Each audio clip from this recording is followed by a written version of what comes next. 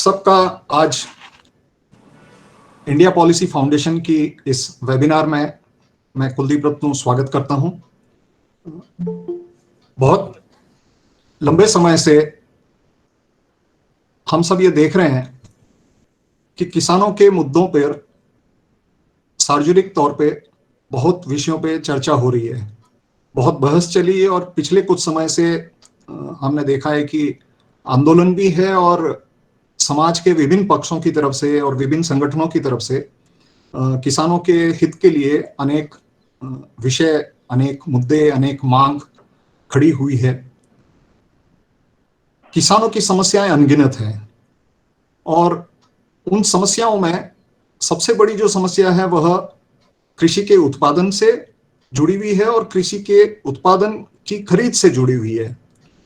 अभी हम देख रहे हैं एक बहुत बड़ी मांग बार बार आ रही है, वो आ रही है कि किसान की उपज का एमएसपी पे खरीद की सरकार गारंटी दे या ऐसा एक कानून बनाए। तो इनसे जुड़े हुए बहुत से विषय हैं जिनके बारे में हमें गहराई से सीखने का आज मौका मिला है।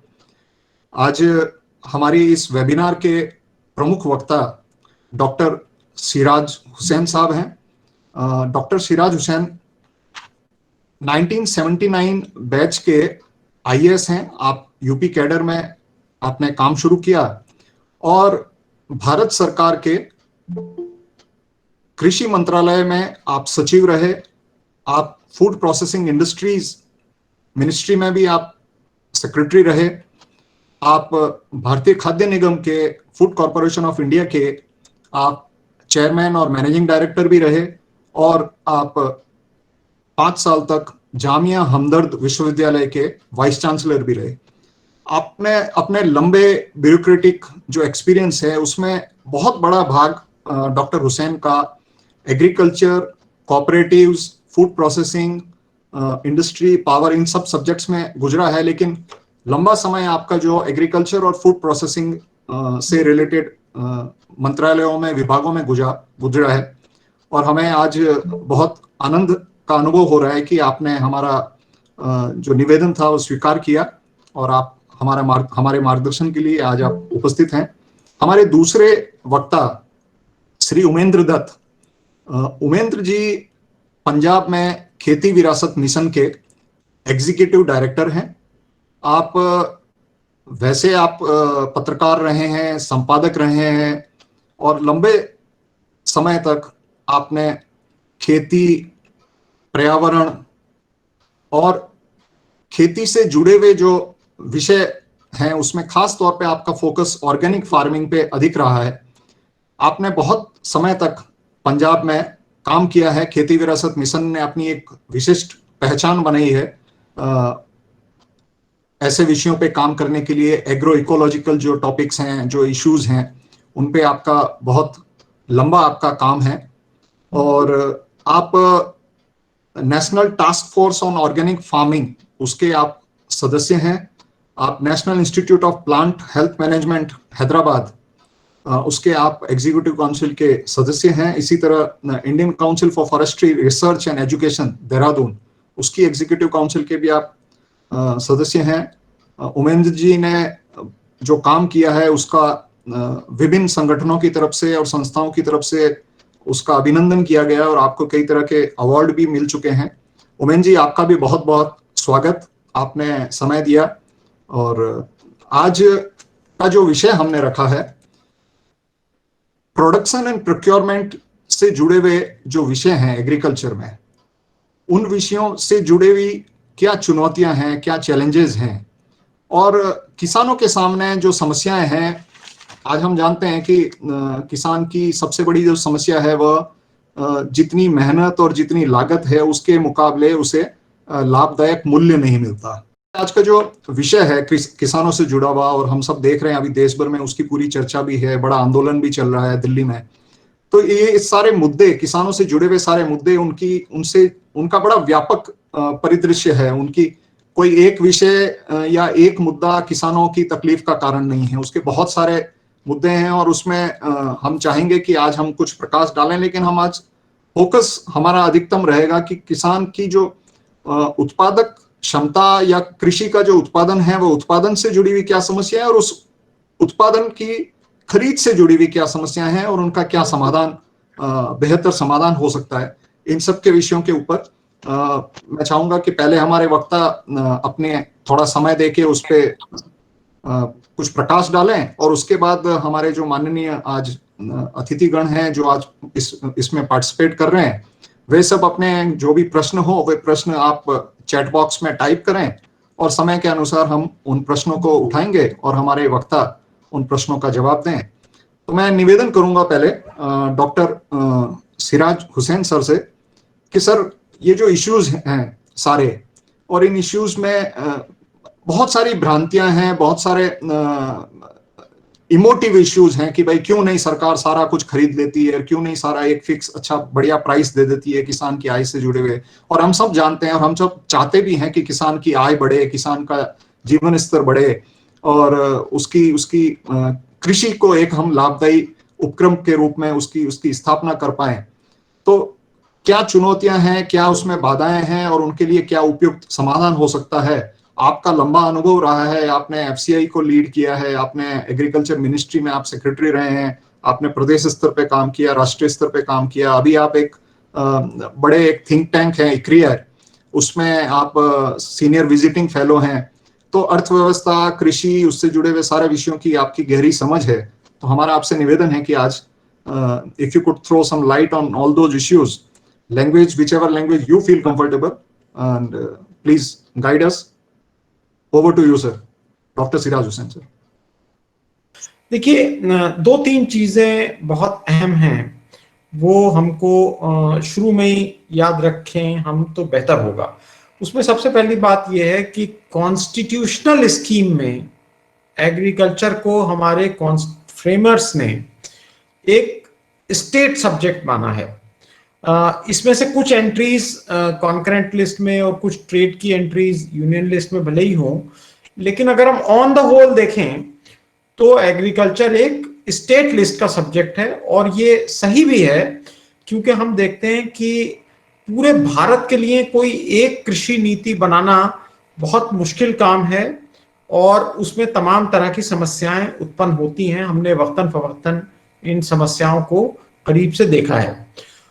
और यह भी हमको याद रखना चाहिए कि एक राज्य के अंदर भी इतनी विविधताएं होती हैं। अगर मैं अपने राज्य उत्तर प्रदेश की बात करूं तो पश्चिमी उत्तर प्रदेश और बुंदेलखंड, इन दोनों के बीच में व्यापक फर्क है। जो नीति हम पश्चिमी उत्तर प्रदेश के लिए बनाते हैं, वहां पर गन्ने का बहुत बड़ा एरिया है, क्योंकि सब सिंचित जमीन है और बहुत ज्यादा तादाद में शुगर मिल्स हैं, तो किसान गन्ना उगाते हैं, उनको अच्छे दाम उसके मिलते हैं। बुंदेलखंड में गन्ने का एरिया बिल्कुल नहीं है और बुंदेलखंड में दालें उगाते हैं लोग और तिलहन उगाते हैं, क्योंकि वहां पर सिंचाई की उतनी अच्छी व्यवस्था नहीं है। तो जाहिर है कि दोनों जो प्रदेश के अंदर भी जिले हैं या क्षेत्र हैं, उनकी नीति बिल्कुल एक सी बना पाना बहुत मुश्किल काम है। तो कॉन्स्टिट्यूशन मेकर्स की इस योजना को हमें अपने ध्यान में रखना चाहिए जब भी हम कृषि की नीति संबंधी कोई बातचीत करते हैं। दूसरी बात यह है कि हमारे देश में इतनी विविधताएं हैं।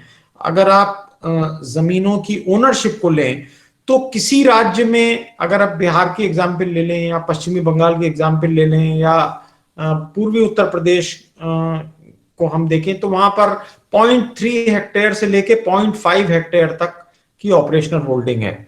और हम पंजाब की एग्जाम्पल लें तो वहां पर 3-3.5 हेक्टेयर की ऑपरेशनल होल्डिंग है, क्योंकि बहुत बड़ी तादाद में वहां से लोग बाहर चले गए हैं या उन्होंने खेती छोड़ दी है, तो वो अपनी जमीनें दूसरे लोगों को किराए पर देते हैं और उस पर खेती होती है। तो ये भी एक विविधता है।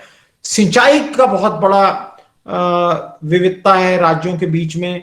पंजाब और हरियाणा में देखें तो 95-98% तक सिंचाई है। उत्तर प्रदेश में भी 80% सिंचाई है। बहुत सारे राज्य ऐसे हैं, झारखंड ले लीजिए, वहां 20% भी नहीं है। तो ये भी राज्यों की स्थिति अलग अलग है और इसीलिए ये उचित होता है कि हम एक एग्रो क्लाइमेटिक जोन के हिसाब से अपनी नीतियों का निर्धारण करें। ये तो पहली बात है जो मैं निवेदन करना चाहता था।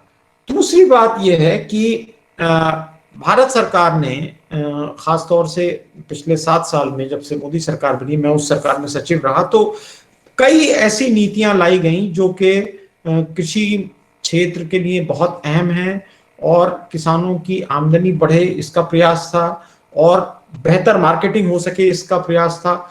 अगर हम इसमें बहुत संक्षेप से मैं बताना चाहूंगा कि प्राइस स्टेबलाइजेशन फंड बनाया गया। आपको याद होगा कि 2012-13 में बहुत ज्यादा दालों को लेके इन्फ्लेशन था और अरहर की दाल के दाम 200 रुपए तक पहुंच गए थे। तो सरकार ने शुरू में 500 करोड़ का एक फंड बनाया और दालों के बहुत अच्छे एमएसपी निर्धारित करते हुए उसकी खरीद बनाई गई।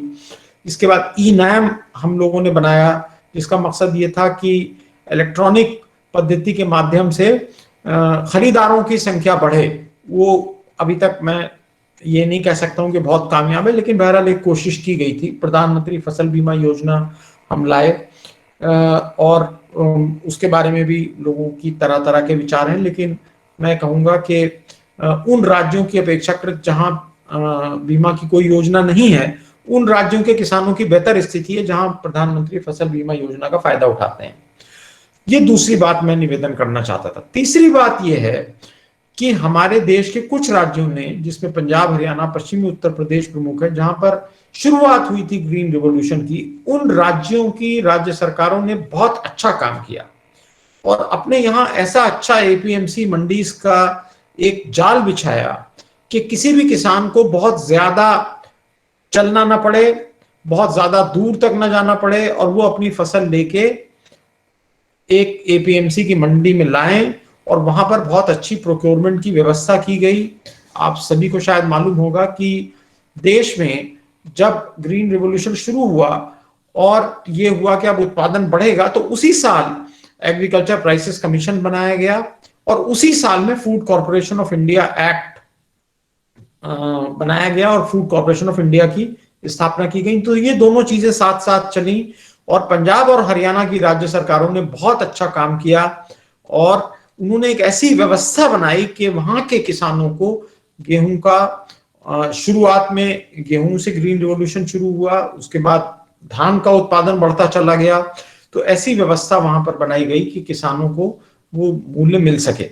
और यही जो इन दो राज्यों की कामयाबी है, वही आज, ये एक अजीबोगरीब बात है कि वही आज एक बहस का मुद्दा बनी हुई है और बहुत से लोग जिनको पूरी इसकी जानकारी नहीं है, वो ऐसा प्रस्तुत करते हैं जैसे कोई पंजाब ने बहुत गलत काम किया हो या पंजाब बहुत देश विरोधी काम कर रहा हो। तो ये सब बातें नासमझी की बातें हैं और इन राज्यों की राज्य सरकारों को मैं ये अपने तजुर्बे से कह सकता हूं, वो मुबारकबाद की मुस्तहिक है कि उन्होंने अपने किसानों को उचित मूल्य दिलाने का पूरा प्रयास किया।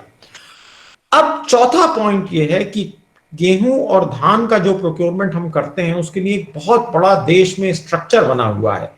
वो structure food corporation of India से शुरू हुआ। उसने जगह जगह अपने वेयर हाउसेज बनाए, बहुत बड़ी तादाद में वेयर हाउसेज किराए पे लिए गए और ये व्यवस्था की गई कि जिन राज्यों में सरप्लस है उन राज्यों से प्रोक्योर करके गेहूं और चावल उन राज्यों में भेजा जाए जहां पर डेफिसिट है। मिसाल के तौर पे आप देखें कि पंजाब और हरियाणा से गेहूं उत्तर प्रदेश में जाता है, पंजाब और हरियाणा से गेहूं बिहार में जाता है, जो कि खुद बहुत बड़े उत्पादक हैं, लेकिन वहां पर सरप्लस नहीं है, वहां पर प्रोक्योरमेंट की बहुत अच्छी व्यवस्था नहीं है। इसलिए इन राज्यों की पीडीएस की जरूरत भी पंजाब हरियाणा से ही पूरी की जाती रही है। पिछले कुछ सालों में, यानी कि 2006 से 2008 के बीच में, जब पूरी दुनिया में फूड क्राइसिस हुआ, तो एक national food security mission launch किया गया और उसका अप्रूवल दिया गया नेशनल जो एनडीसी है, नेशनल डेवलपमेंट काउंसिल, जिसको प्रधानमंत्री चेयर करते हैं। तो उसकी मीटिंग हुई और उसकी मीटिंग में national food security mission launch किया गया और उसी का नतीजा है कि अब देश के बहुत बड़ी संख्या में ऐसे राज्य हैं जहां पर प्रोक्योरमेंट की अच्छी व्यवस्था हो गई है, उत्पादन में काफी बढ़ोतरी हुई है। मध्य प्रदेश हम ले लें, गुजरात ले लें, इसके अलावा छत्तीसगढ़ लें, उड़ीसा लें, बिहार में भी तकरीबन 20 लाख टन धान का प्रोक्योरमेंट शुरू हुआ है, बंगाल में हुआ है, आंध्र प्रदेश में है, तेलंगाना में है। तो इन राज्यों में भी काफी प्रोग्रेस हुई है। अब सवाल यह है कि क्या ये संभव है देश के लिए या देश की व्यवस्था के लिए कि हम गेहूं और चावल के अलावा बाकी चीजों का भी प्रोक्योरमेंट इसी तरह से शुरू कर सकें। तो मैं, क्योंकि उत्तर प्रदेश में भी यूपी एग्रो इंडस्ट्रीज कॉर्पोरेशन का एमडी रहा हूं, भारत सरकार में मैं एफसीआई में ईडी रहा हूं, सीएमडी रहा हूं, तो मैं ये बात बहुत बार मैंने लिखा भी है, बहुत बार मैं इसमें बोलता भी हूं कि किसी भी सरकार के लिए, वो चाहे किसी भी पार्टी की सरकार हो, किसी भी सरकार के लिए ये संभव नहीं है कि वो सारी कमोडिटीज का प्रोक्योरमेंट एमएसपी पर कर सकें। गेहूं और चावल के मामले में भी प्रोक्योरमेंट की व्यवस्था इसलिए कामयाब हम कह सकते हैं एक हद तक है कि इनको हम पब्लिक डिस्ट्रीब्यूशन सिस्टम के माध्यम से बांटते हैं। हालांकि ये हमें याद रखना चाहिए कि ये सरकार के लिए बहुत महंगी व्यवस्था है, और जो गेहूं हम 18 रुपए का लेते हैं, तकरीबन 18 रुपए, मैं दशमलव में नहीं जा रहा हूं, उसकी इकोनॉमिक कॉस्ट 25 रुपए तक हो जाती है। और इसी तरीके से धान हम खरीदते हैं, यानी कि करीब 24-25 रुपए का एमएसपी पड़ता है अगर हम चावल की टर्म्स में निकालें, और उसकी इकोनॉमिक कॉस्ट हो जाती है 35 रुपए। तो ये काफी महंगा ऑपरेशन है, क्योंकि इसमें बहुत ज्यादा कॉम्प्लिकेशंस हैं। लेकिन इसको सरकार इसलिए चलाती है कि नेशनल फूड सिक्योरिटी एक्ट के तहत सरकार का ये मैंडेट है कि देश के 67% लोगों को नेशनल फूड सिक्योरिटी एक्ट के तहत गेहूं और चावल बहुत सस्ते दामों पर 2 रुपए किलो में भारत सरकार गेहूं देती है राज्य सरकारों को, और 3 रुपए किलो में चावल देती है। अब सवाल ये है, हमने ये देखा पिछले 1 साल में, क्योंकि ये एक तरह से बड़ी अच्छी बात है कि कृषि में लोगों को दिलचस्पी शुरू हुई है, वरना आप देखें कृषि का कोई भी मैटर अखबार के 6-8वें पेज पर हुआ करता था, और पहले दूसरे पेज पे बड़े बड़े इंडस्ट्री के मैटर्स हुआ करते थे, जीएसटी में क्या हुआ और पीएलआई स्कीम क्या हुई वगैरह वगैरह। तो अब कृषि में लोगों को दिलचस्पी हुई है, सारे टीवी चैनल्स इस पर डिबेट कर रहे हैं और बहुत लोग इसके बारे में पढ़ रहे हैं, ये बहुत अच्छी बात है। पिछले 1 साल में हमने देखा कि काफी दाम मक्का के गिर गए। तो ये कहा गया कि देखिए कुछ किसानों ने हरियाणा में खास तौर से और पंजाब में भी धान की जगह मक्का उगाया। बिहार में रबी की फसल में भी मक्का का उत्पादन होता है, लेकिन वहां पर एमएसपी के अगेंस्ट उनको आधे पैसे में या एमएसपी से 800-700 रुपए कम में लोगों को मक्का बेचना पड़ा। तो सवाल यह है कि क्या सरकार के लिए यह संभव है या उचित है कि सरकार मक्का खरीदे। इसी तरीके से अगर हम बाकी कमोडिटीज को ले लें, रागी को ले लें, क्योंकि करीब 2 साल पहले सरकार ने एक फैसला किया कि हम सारी चीजों का एमएसपी फिक्स कर देंगे A2 + FL, और उसके ऊपर 50% जोड़ देंगे। मैं ये समझता हूं, हालांकि कहने वाली बात नहीं कि ये फैसला गलत था, क्योंकि कोई भी चीज का दाम बगैर डिमांड और सप्लाई को ध्यान में रखे हुए फिक्स नहीं किया जाना चाहिए था। लेकिन बहरहाल इलेक्शन आने वाले थे, सरकार ने ये फैसला उस वक्त किया, और कई चीजों के दाम में बहुत ज्यादा इजाफा हो गया, एमएसपी में बहुत ज्यादा इजाफा हो गया, लेकिन मार्केट में उसकी डिमांड उतनी नहीं है, तो मार्केट के दाम कम है और एमएसपी ज्यादा है। अगर हम मक्का की एग्जाम्पल लें तो वक्तन फवक्तन असल में जो हमारे देश का रूलिंग एलीट है वो वेजिटेरियन है, खास तौर से नॉर्थ इंडिया में। तो वो वेजिटेरियनिज्म को बहुत प्रमोट करता है, और उसकी वजह से अक्सर और बेशतर ऐसे मैसेज झूठे सच्चे व्हाट्सएप पे चलते रहते हैं कि ये पोल्ट्री खाने से ये हो जाता है, तो ये बीमारी फैल जाती है वगैरह वगैरह। उसकी वजह से पोल्ट्री का कंजम्पशन जनवरी फरवरी 2020 की जब शुरुआत हुई थी तो उसमें गिर गया, कोरोना आने से पहले। फिर कोरोना आ गया तो बिल्कुल कंजम्पशन डाउन हो गया, और उसका नतीजा ये हुआ कि मक्का की डिमांड बिल्कुल कोलैप्स कर गई। जब मक्का की डिमांड कोलैप्स की तो मक्का का एमएसपी 1850 रुपए था और वो बिक रहा था 1200 रुपए में। अभी इस खरीफ में पंजाब में इतना गिरा। तो क्वेश्चन ये है रत्नू साहब और दोस्तों की, क्या सरकार के लिए ये संभव है कि वो मक्का खरीद ले? अगर वो मक्का खरीद लेगी तो क्या करेगी, कहां उस मक्का को रखेगी? वो मक्का जिन राज्यों में खरीदी जाएगी वहां से उसको दूसरे राज्यों में ले जाना पड़ेगा, तो सरकार को बहुत बड़ा नुकसान उसमें हो जाएगा। इसी तरीके से अगर हम बाकी कमोडिटीज की भी बात करें, वो चाहे बाजरा हो, चाहे रागी हो, और जो 22 कमोडिटीज है जिसका एमएसपी डिक्लेयर होता है, तो सरकार के लिए मैं बिल्कुल साफ तौर पे ये बात कह सकता हूं, ये संभव नहीं है कि सरकार सारी चीजों को एमएसपी पे खरीदे। तो अब लास्ट पॉइंट ये है कि मान लिया कि सरकार सब चीजों को एमएसपी पे नहीं खरीद सकती, तो साहब किसान क्या करे? किसान की समस्या ये है कि आप देखिए कि बहुत सारे लोग, इकोनॉमिस्ट और हमारे साथी और सरकार खुद आजकल ये कहती है कि भाई किसान वो चीजें उगाएं जिसकी मार्केट में डिमांड हो, और एमएसपी पे प्रोक्योरमेंट कम हो जाएगा तो वो फसलें उगाने लगेंगे जिनको मार्केट खरीदेगा, जिसकी मार्केट में डिमांड होगी और उनको बेहतर दाम मिलेंगे। किसानों का कहना यह है, और मैं किसानों से पूरी तरह सहमत हूं, कि साहब हमको वो तरीका बता दीजिए, आप हम वो फसल हमें बता दीजिए जिसका उचित मूल्य हमको बाजार से मिल सके। जितनी एग्रीकल्चरल कमोडिटीज हैं, आप देखते हैं कि उसके दाम बहुत ऊपर नीचे जाते हैं, सिवाय गन्ने के, क्योंकि गन्ने के केस में सरकार ने ये फैसला किया हुआ है कि अगर निजी शुगर मिल भी गन्ना खरीदेगी तो भी किसान को एफआरपी पेमेंट करना पड़ेगा, फेयर एंड रिम्यूनरेटिव प्राइस। और किसी भी फसल में ऐसी व्यवस्था नहीं है कि प्राइवेट सेक्टर को सरकार कहे कि आप इससे कम दाम में नहीं खरीद सकते, सिवाय गन्ने के।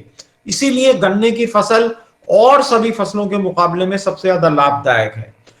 तो सवाल ये उठता है कि किसानों के इस सवाल का क्या जवाब दिया जाए कि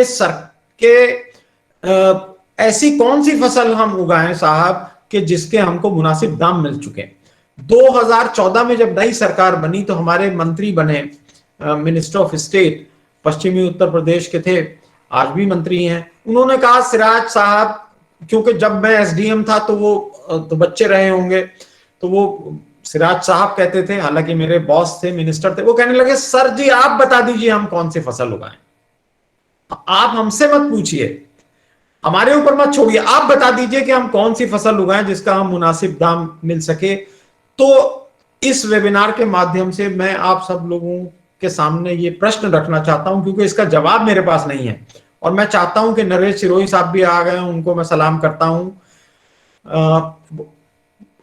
सारे इकोनॉमिस्ट की कोई ऐसी व्यवस्था बनाए भारत सरकार, वो ये बताए कि आखिर जो ये दामों का फ्लक्चुएशन है इससे किसानों को कैसे बचाया जाए। इसकी कोशिश भी एक बार ये की गई थी जब अटल बिहारी वाजपेयी जी की सरकार थी, राजनाथ सिंह जी कृषि मंत्री थे, कि हम इनको इंश्योरेंस के माध्यम से इनकी इनकम सिक्योर करें, क्योंकि इनकम का इंश्योरेंस अमेरिका वगैरह में डेवलप्ड कंट्रीज में होता है, लेकिन हमारे देश में मेरा ऐसा मानना है कि इंश्योरेंस के माध्यम से इसको करना संभव नहीं है, क्योंकि हमारे देश में किस रेट पे किसान बेच रहा है उसकी मंडी की व्यवस्था ही कैप्चर कर पाना मुश्किल है। तो अब मैं ये कह के अपनी बात खत्म करूंगा कि असल मुद्दा ये है कि किसानों को उनकी फसलों का उचित मूल्य दिलाने के लिए देश में ऐसी क्या व्यवस्था हो। जाहिर है कि ये एमएसपी नहीं हो सकता, ये एफआरपी भी नहीं हो सकता, हालांकि कोई भी सरकार उसको छूने की पोजीशन में अभी नहीं लगती। गन्ने के किसानों में हाहाकार मच जाएगा। जो हम गेहूं और धान के किसानों के साथ करना चाहते हैं, या कुछ लोग कहते हैं कि सरकार कर रही है, अगर वही चीज हम गन्ना के किसानों के साथ करना चाहेंगे तो नहीं पॉसिबल है।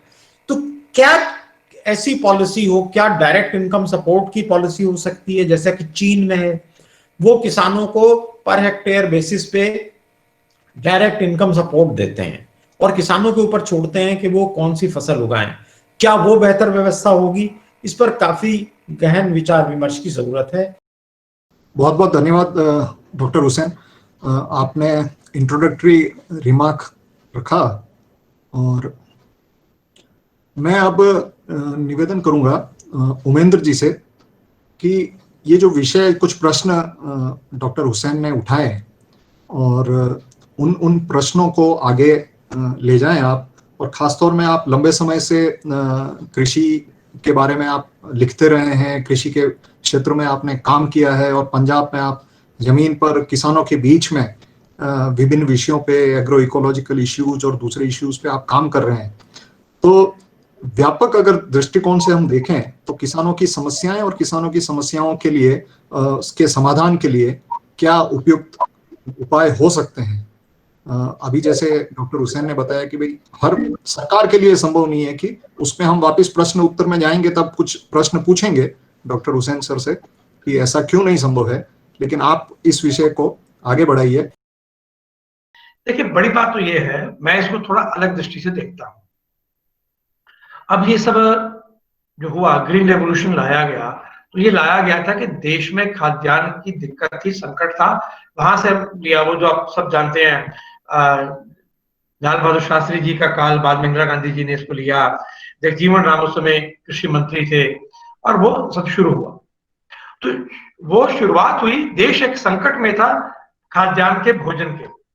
तो हमको अनाज उगाना था, तो अनाज चाहिए था, तो फूड सिक्योरिटी के नाम पर हमने दो फसलों को मुख्य रूप से चुन लिया, एक गेहूं और दूसरा धान, चावल। दो को ज्यादा फोकस करते हुए उस पर काम किया। और मुझे उसमें लगता है कि ये जो फूड सिक्योरिटी की कल्पना थी वो इमरजेंसी वाली कल्पना थी।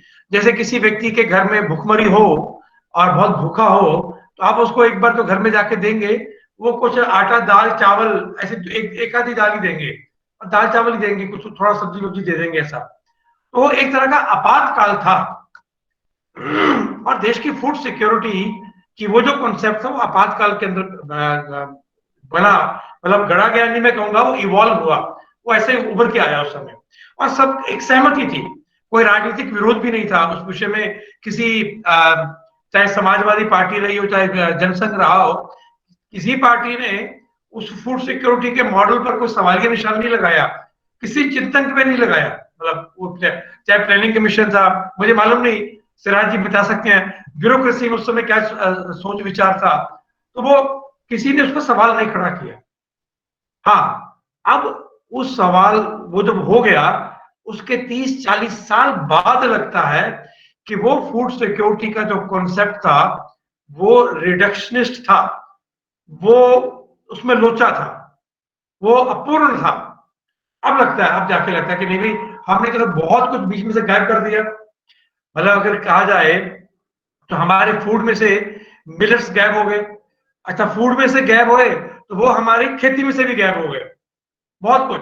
मतलब मैं पंजाब को उदाहरण दूंगा, पंजाब का तो बहुत बड़ा एरिया मिलेट्स के पास था, मिलेट्स लोग खाते थे। और मैं गांव में घूमता हूं तो लोग कहते हैं, लोगों को होश है, मतलब अब जो बड़े किसान हैं वो कहते हैं भैया हम जब छोटे थे तो गेहूं हमारे यहाँ होता ही नहीं था। गेहूं तो कभी कभी खाते थे जब कोई मेहमान आता था, नहीं तो हम बाजरे खाते थे, मक्का और चीजें खाते थे, ऐसे कई चीजें थी वो। तो एक तो वो कुछ हो गया कि हमारी जो फसलें हैं इस प्रकार की, वो हमारी बायोडाइवर्सिटी, जो एग्री के बायोडाइवर्सिटी, उसका इम्पैक्ट आया, और उसका बड़ा व्यापक असर हुआ, और भी हुआ। ये तिलहन है, तो बहुत तरह का एरिया, इवन कुलदीप जी आप राजस्थान से आते हैं, तो राजस्थान में तो बहुत बड़ा एरिया चने और तिलहन की अंडर था ना।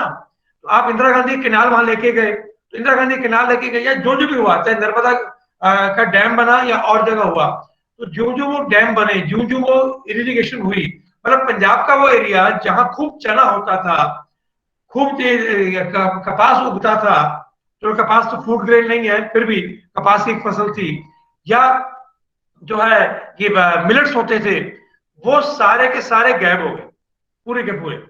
आप पंजाब में चना तो नाम मात्र का होता ही नहीं है, मतलब क्योंकि पंजाब का 98% से ज्यादा एरिया अंडर इरिगेशन है, तो वो तो ओवर इरिगेशन वाला स्टेट है इस समय। तो हमने एक गलत फूड सिक्योरिटी का मॉडल, देखिए मजबूरी में खड़ा किया होगा, मैं किसी को दोष नहीं दूंगा उस समय, लेकिन वो हो गया, आ गया। उसी समय उसके ऊपर तुरंत विचार हुआ नहीं कि भाई इसके कुछ इंप्लीकेशंस होंगे। तो इसीलिए भारत, ये एक तरफ जिसको कहा जाए गेहूं और धान में हम धीरे धीरे आत्मनिर्भर बने, पर हम तिलहन वाले मामले में तो हमारी स्थिति बिल्कुल वही है ना, हम इंपोर्ट पे टिके हुए हैं ना।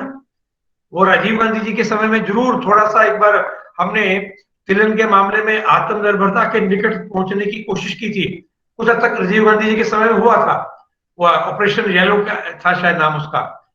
तो बाद में तो फिर हम वापस वही स्थिति आ गई। तो मुझे ऐसा लगता है इसमें कि ये कोई सरकार करे, कारण ये है कि आपने गेहूं और धान उगवाया फूड सिक्योरिटी के लिए, तो इसलिए आपकी खरीदने आपकी जिम्मेवारी है। बात है ये, इसमें आपको खरीदना ही पड़ेगा। अब सरकार कैसे करे, और कम से कम जिन प्रदेशों में पहले आपने उगवाया, हाँ ये जरूर सवाल है। मेरे किसान मित्र हैं, वो कल कह रहे थे, कल वो चर्चा कर रहे थे कि भाई साहब ये चर्चा करते करते कि अब तो मध्य प्रदेश में, बिहार में, झारखंड में, बहुत प्रदेशों में गेहूं खूब होने लग गया, तो पंजाब के गेहूं की आवश्यकता नहीं पड़ी, उल्टा मध्य प्रदेश की गेहूं की वैल्यू ज्यादा है। उत्तर भारत में लोग मध्य प्रदेश का गेहूं मंगवा के खाते हैं कि उसमें केमिकल्स नहीं है। तो तब सवाल आया कि भाई एक गांव में एक सामान की कल्पना कीजिए, एक लाला की दुकान थी, तो वो लाला जी से एक ही दुकान से सारा गांव सामान खरीदता था अपना करियाने का। 20 साल वो चलता रहा, 30 साल चलता रहा। 30 साल बाद समझ लीजिए कि कोई एक व्यक्ति पहुंच गया, उसने एक दुकान और शुरू कर ली वहां।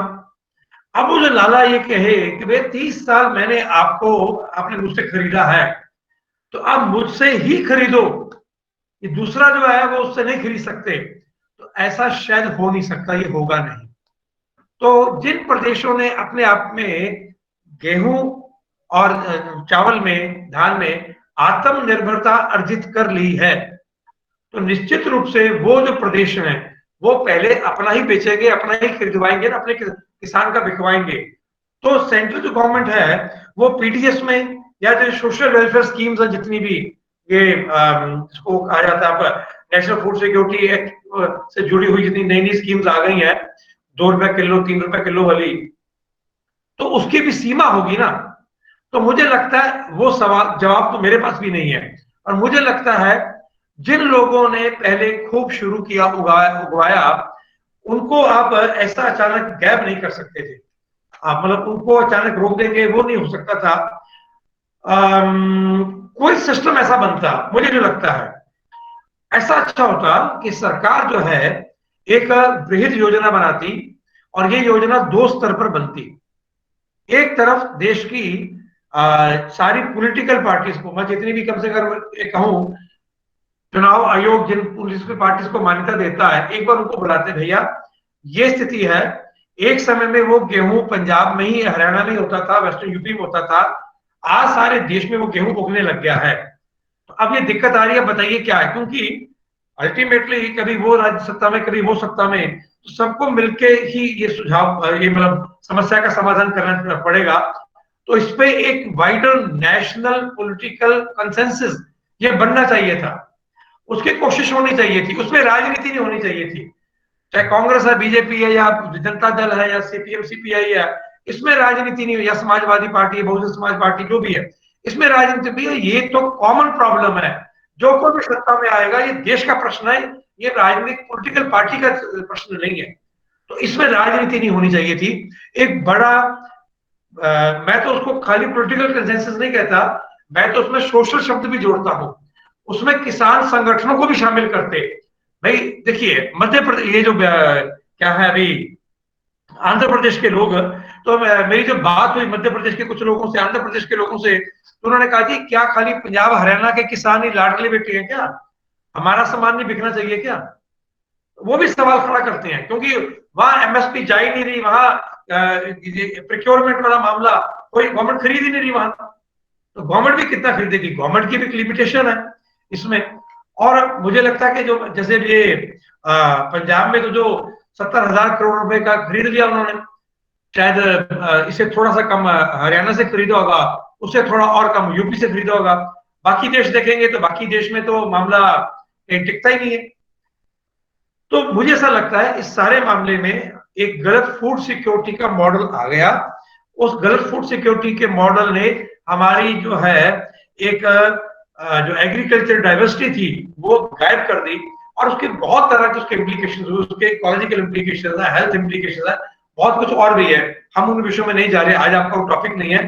पर मैं अगर दो लाइन बोलूं तो पंजाब का पानी खत्म करने का श्रेय तो फिर इस एमएसपी को ही है जी। मतलब मैं पंजाब के किसानों से बात करता था कि भैया पंजाब का थोड़ा एरिया जो हिमाचल के साथ सटा हुआ है, वो जो इसका शिवालिक की पहाड़ियों का एरिया है, और जो राजस्थान से सटा हुआ अबोहर फाजिल का है, मुक्तसर है, ये दो एरिया को छोड़ दें, एक तरफ ब्रैकिश वाटर है, एक तरफ पहाड़ी है, तो आप पानी निकाल नहीं सकते दोनों जगह। बीच का सारा पंजाब डार्क जोन कन्वर्ट हो गया, सारा पंजाब डार्क जोन है। तो सिराज भाई साहब ज्यादा उसके बारे में जानते हैं, बता सकते हैं। तो पूरा पंजाब डार्क जोन में कन्वर्ट कर दिया, वो किसके भैया कैसे हुआ? देखिए 1971 में पंजाब में 1,80,000 या 90,000 के आसपास ट्यूबवेल थे बस। आज पंजाब में 15 लाख ट्यूबवेल है पंजाब में। मतलब दूसरे इम्प्लीकेशन सोचिए ना कैसे हुआ वो। तो इस एमएसपी से और कुछ भी निकला है, तो वो जो निकला है अब उसकी चर्चा नहीं हो सकती, क्योंकि वो उसकी चर्चा करने के लिए जो वातावरण बनाया जाना चाहिए था हमारे नीति निर्धारकों के द्वारा, हमारे राजनीतिक नेतृत्व के द्वारा, पॉलिटिकल पार्टीज के द्वारा, उन्होंने नहीं किया। किसी पॉलिटिकल पार्टी ने ईमानदारी से इस पर काम नहीं किया। मुझे कहने में दिक्कत नहीं है, और क्षमा कीजिए हमारी ब्यूरोक्रेसी भी जो है वो कड़वा सुना नहीं सकी शायद। मुझे क्षमा करेंगे सिराज भाई साहब कि ब्यूरोक्रेसी को जो कड़वा कड़वा सुनाना चाहिए था देश के शासकों को कि भैया आप आपके लिए तो वोट बैंक ठीक है, देश मर जाएगा। देखिए पंजाब में मुफ्त बिजली दी गई, क्या हुआ उसका हाल? मुफ्त बिजली से अकाली दल को वोट मिल गए एक बार, मान लिया, पर आज वो ऐसा गले की हड्डी बना हुआ है, कोई सरकार आए वो हटा नहीं सकती उसको। उस समय मुझे लगता है ब्यूरोक्रेसी को खड़ा होना चाहिए था लक्ष्य लेके कि नहीं भैया ये नहीं करेगा आत्महत्या करने, तो पूरे पंजाब को गलत दिशा में धकेल दिया। उससे तो कुछ नहीं हुआ। पंजाब में ढेर सारे ट्यूबवेल लगे, पंजाब का पानी निकल गया, और पंजाब में शहरी बिजली भयंकर महंगी है, वो बहुत अलग ही विषय है, लेकिन वो एक बहुत बड़ा असंतुलन था। तो इसके ऊपर बातचीत हुई नहीं। और आपने जो एक जो विषय आया कि पंजाब में जो पंजाब में लगभग 2000 के आसपास मंडियां होंगी, 2000 से कम है, ये जो ये परचेज सेंटर कहते हैं और ये मंडी कहते हैं, ऐसी लगभग वो व्यवस्था है। तो इतनी क्या कहते पंजाब जैसे प्रदेश में जहां छोटा प्रदेश है, वहां इतनी बड़ी गिनती में वो परचेज सेंटर वो करना, उसके जाल ने जरूर किसान को सहायता की है, और वो किसान ने देश का पेट भरा, ये सब कहा जा सकता है। इसमें कोई उनका दोष नहीं। जैसे उन्होंने कहा तो पंजाब के लोगों ने, हरियाणा के लोगों ने ये देश का पेट भरा, ये अच्छी बात है, लेकिन इसके ऊपर ये मॉडल क्योंकि फूड सिक्योरिटी का रिस्ट्रिक्शन था, इसके इकोलॉजिकल इम्प्लीकेशंस थे, इसके इकोनॉमिक इम्प्लीकेशंस थे, इसके सोशल और कल्चरल इम्प्लीकेशंस भी थे, जिनके बारे में आपको डिस्कशन कर नहीं सकते, क्योंकि वो स्कोप ही नहीं बचा, कहीं स्पेस ही नहीं है, ना माइंड में है ना आसपास कहीं स्पेस है। इसके बहुत तरह की चीजें थी। वो जो सब गायब हुआ, उसका जो है, मैं तो एक बात कहता हूं, वो शायद बात बड़ी लगे, मैं कहता हूं ग्रीन रेवोल्यूशन के पूरे मॉडल ने पंजाब को एक सिविलाइजेशनल क्राइसिस में धकेला है, और वो जो है वो एक पूरा अपने आप में अलग ही विषय है पूरे का पूरा, कैसे सिविलाइजेशन इशू हो गया। तो मुझे लगता है करना ये चाहिए था कि सरकार को 5 साल 10 साल की प्लानिंग बनानी चाहिए थी।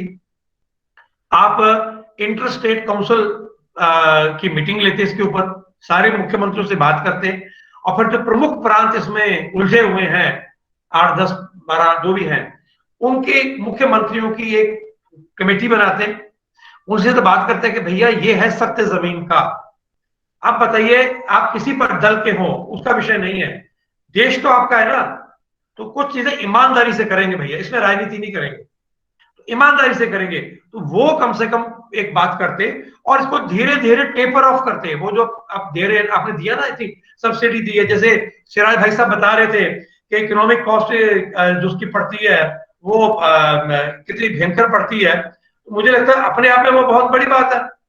मतलब 25 रुपए की चीज आप 2 रुपए में दे रहे हो, 35 रुपए की चीज आप 3 रुपए में दे रहे हो, तो सरकार पर बहुत बोझ है, और उसके लिए वो तो रहेगा। उसको तो अपने गरीब जो वो अलग विषय है कि देश में जो असमानता, आर्थिक असमानता है, उसको दूर किए बिना, देश में गांव में गरीबी दूर किए बिना आप उसको हटा नहीं सकते।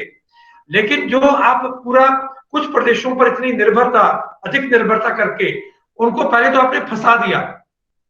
वो उनके देखिए, अब वो जैसे उन्होंने कहा कि मंत्री जी ने पूछा कि इनसे शिवराज जी से कि आप ही बताओ क्या फसल उगाएं, तो पंजाब के किसान भी पूछते हैं कि भैया आप मुझे फसल, हमको बताओ कौन सी फसल लगाएं। मैं अपनी बात बताता हूं, हमने मिलेट्स को पंजाब में री इंट्रोड्यूस किया।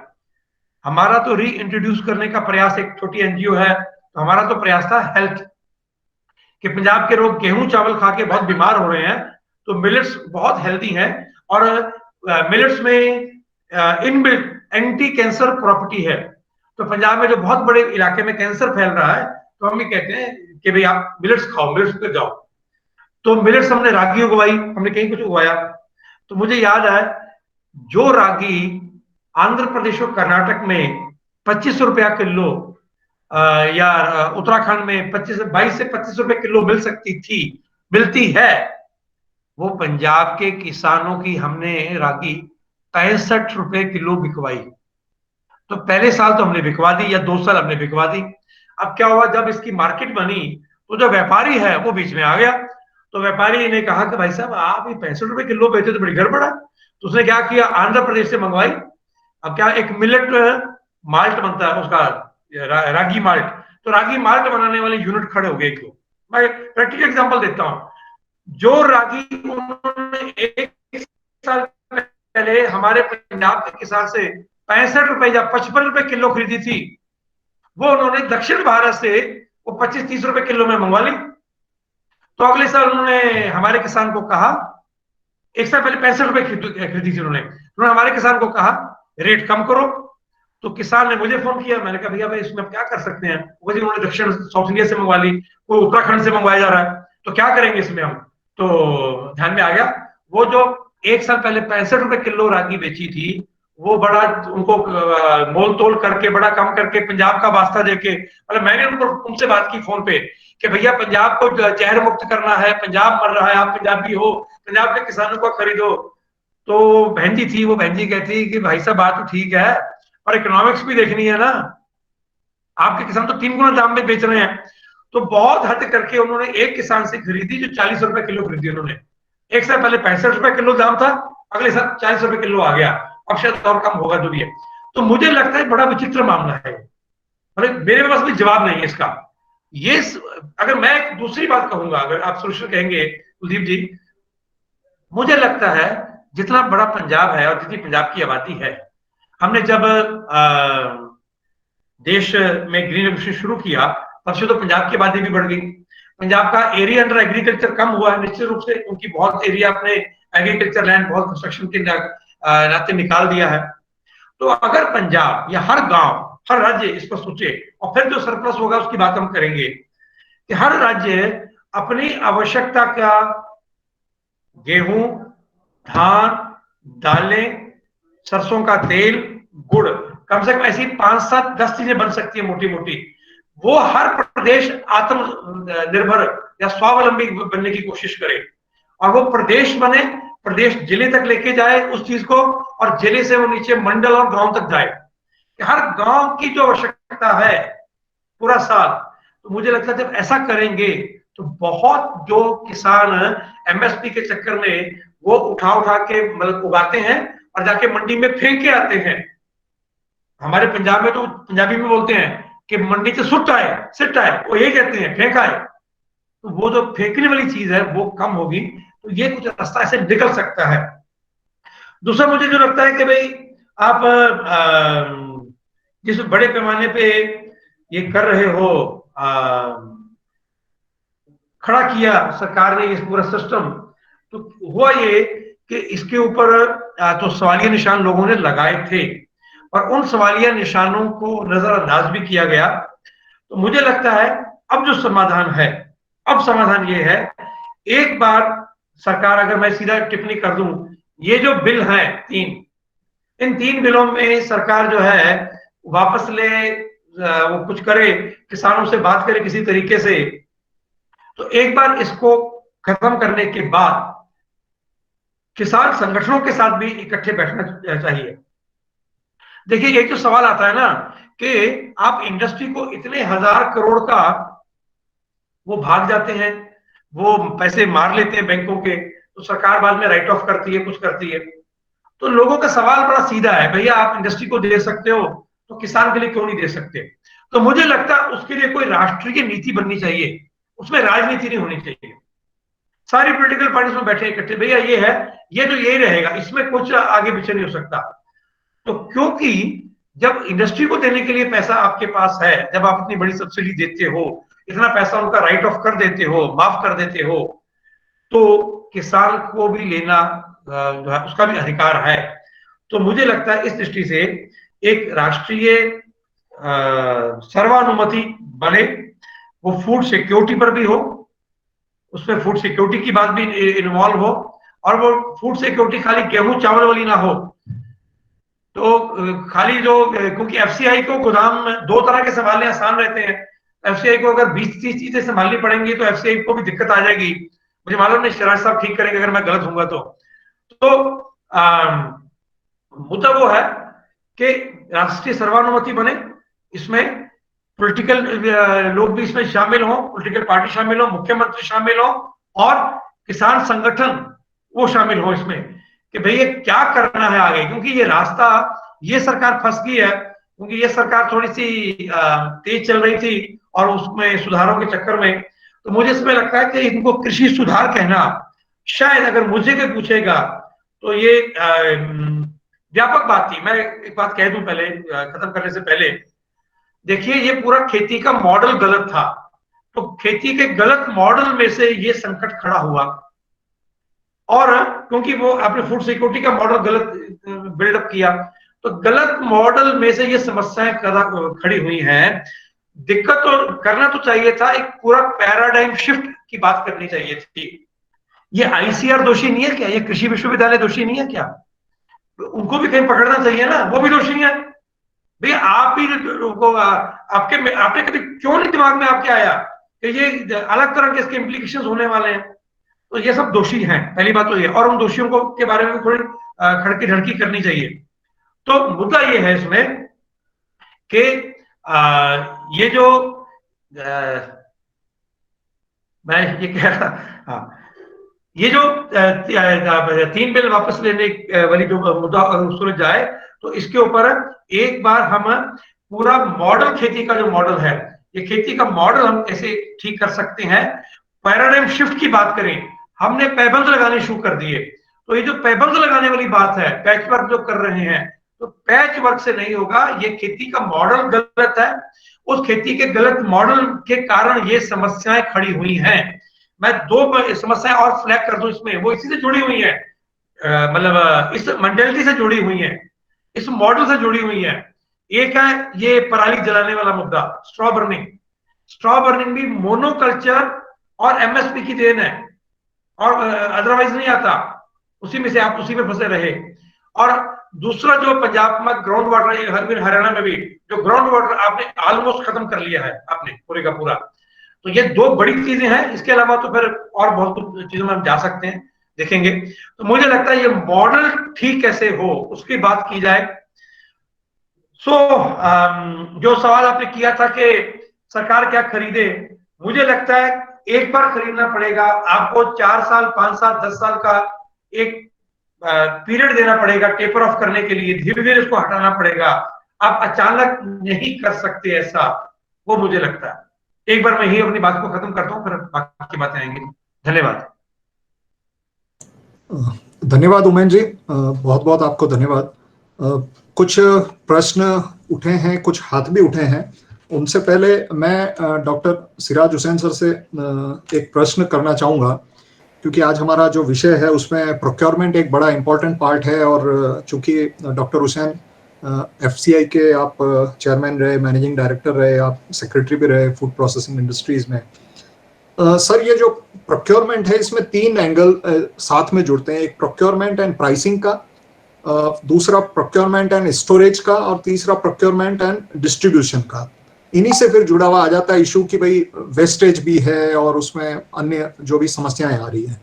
उमेंद्र जी ने जो विषय उठाया वह विषय, उमेंद्र जी का ये कहना है कि भाई हमने मॉडल ही गलत लिया और एमएसपी का मॉडल है। लेकिन अभी जो एग्जिस्टिंग मॉडल है, देखिए जो समस्या खड़ी हुई हमारे सामने फूड सिक्योरिटी की, उस परिस्थिति में उस समय के जो भी नीति नियंता थे उन्होंने कुछ सोच के निर्णय लिया, लेकिन हो सकता है समय समय पे जो करेक्शन नहीं करने की हमारी एक आदत है, हम अभी चल रहा है तो चलने देते हैं, उसी परंपरा में चलते रहे और आज समस्या बड़ी हो गई। लेकिन अब जब समस्या है और कुछ हद तक अब ये हो गया कि एक तरह का नेशनल कंसेंसस बन गया और हर कोई जिसका खेती से संपर्क हो या नहीं हो, वो सब ये कह रहा है कि भाई किसान जब मांग रहा है तो एमएसपी क्यों नहीं दे देते।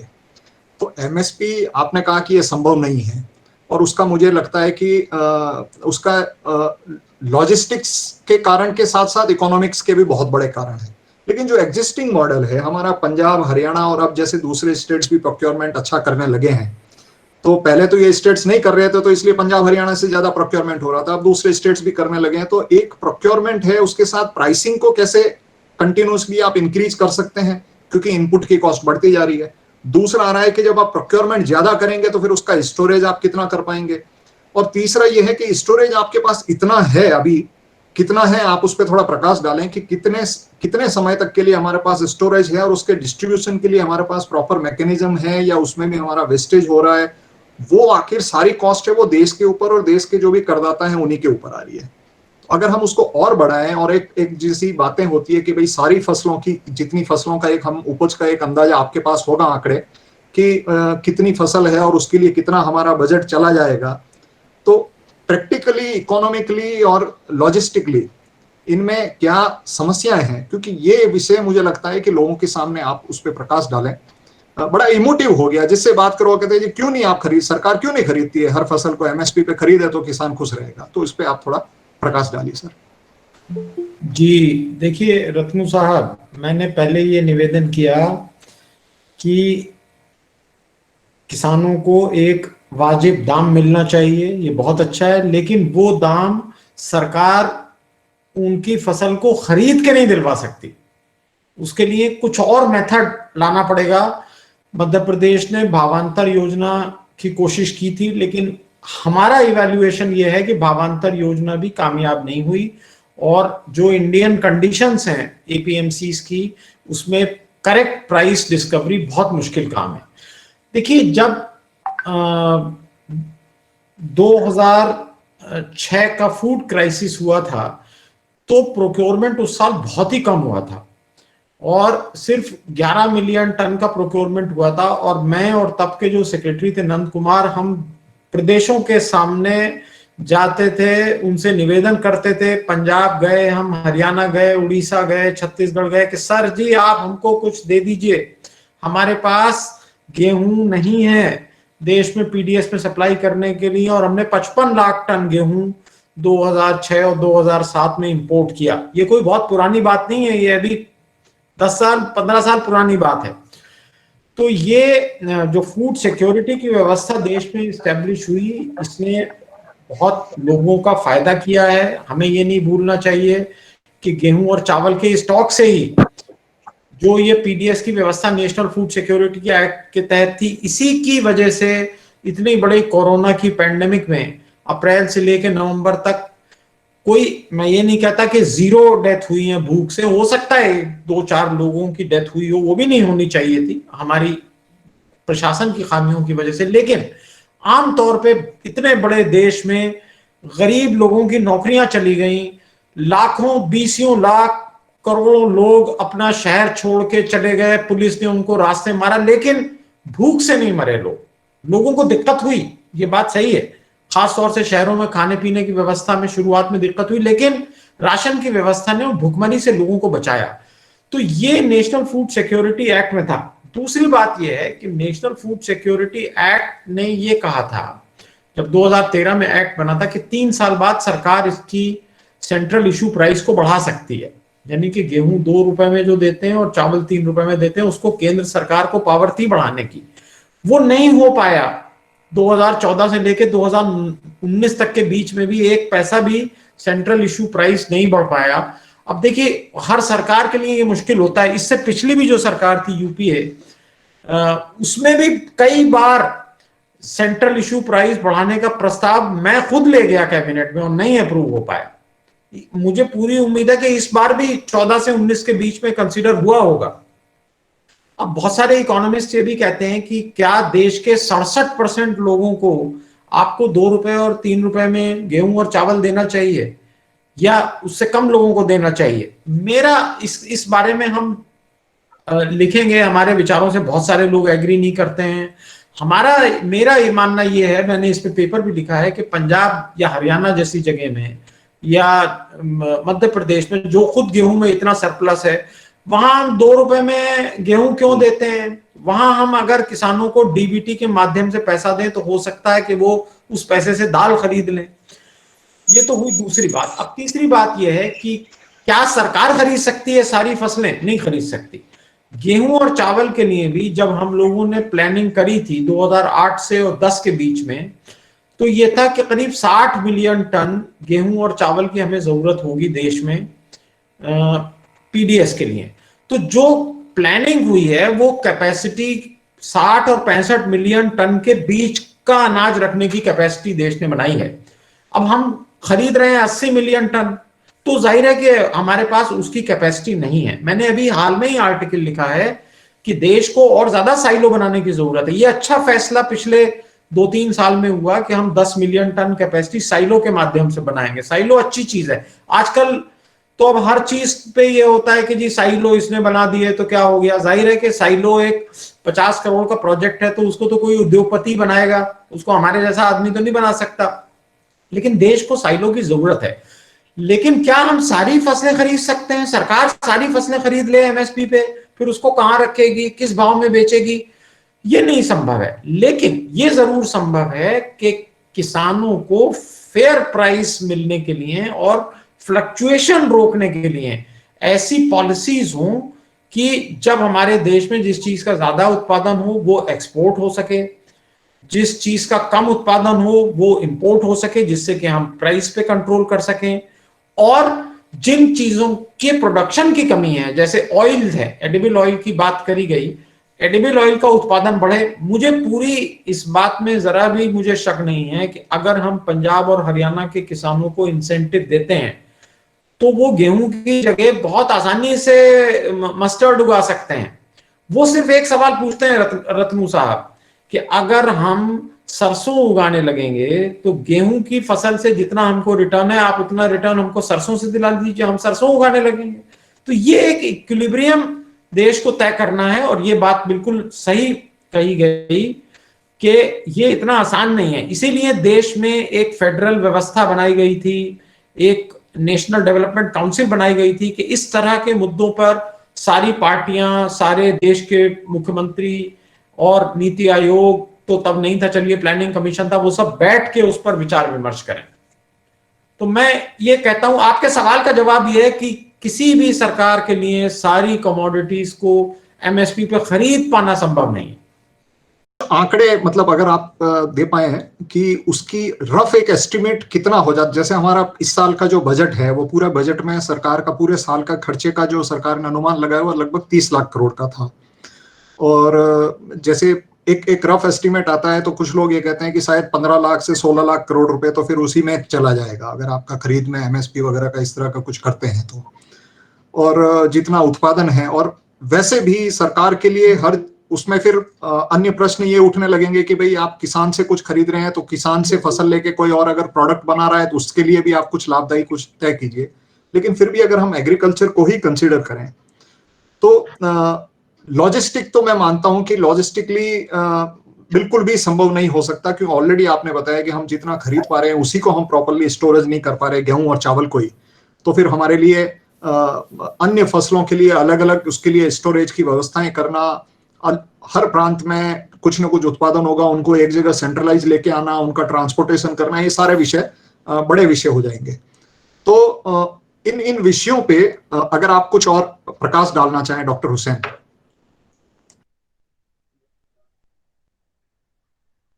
देखिए, मैं इसकी इकोनॉमिक्स में कि कितना सरकार को पैसा चाहिए होगा, मैं दूसरी बात कह रहा हूं कि ये खाली पैसे का इशू नहीं है।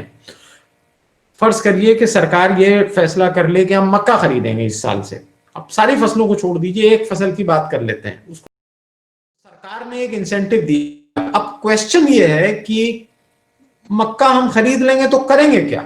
देखिए 2008 और 10 के बीच में जब मैं एफसीआई में उस जमाने में होता था, 6 से लेके करीब 10 तक, तो मक्का खरीदी जाती थी। हम आंध्र प्रदेश में, कर्नाटक में मक्का खरीदते थे।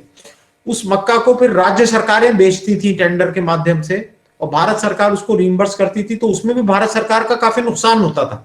अब सवाल यह है कि जब आप किसी भी चीज को खरीदते हैं तो सरकार के ऊपर सारे रूल्स रेगुलेशंस, जितनी गवर्नमेंट की व्यवस्थाएं हैं वो लागू हो जाती हैं।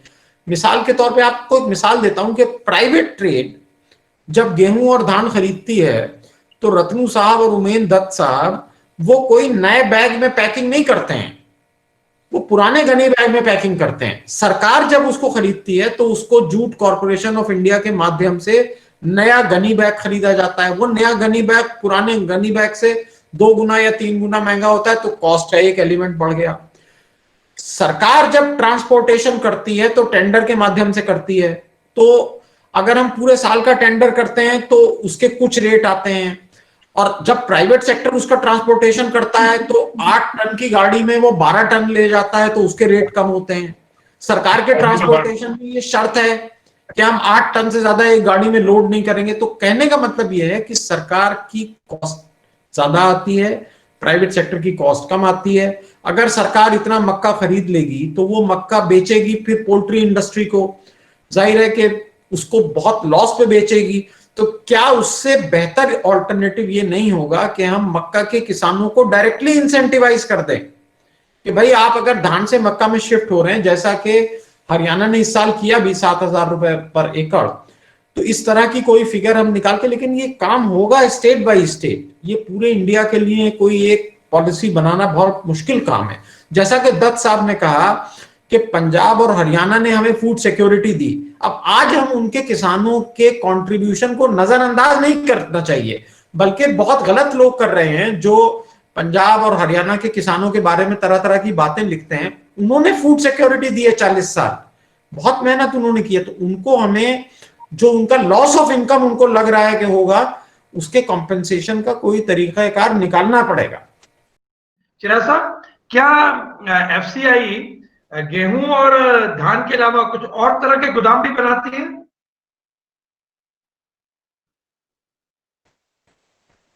देखिए जो एफसीआई के गोदाम हैं वो तो आपने देखे होंगे, वेयर हाउस है, उसमें तो कोई भी कमोडिटी स्टोर हो सकती है।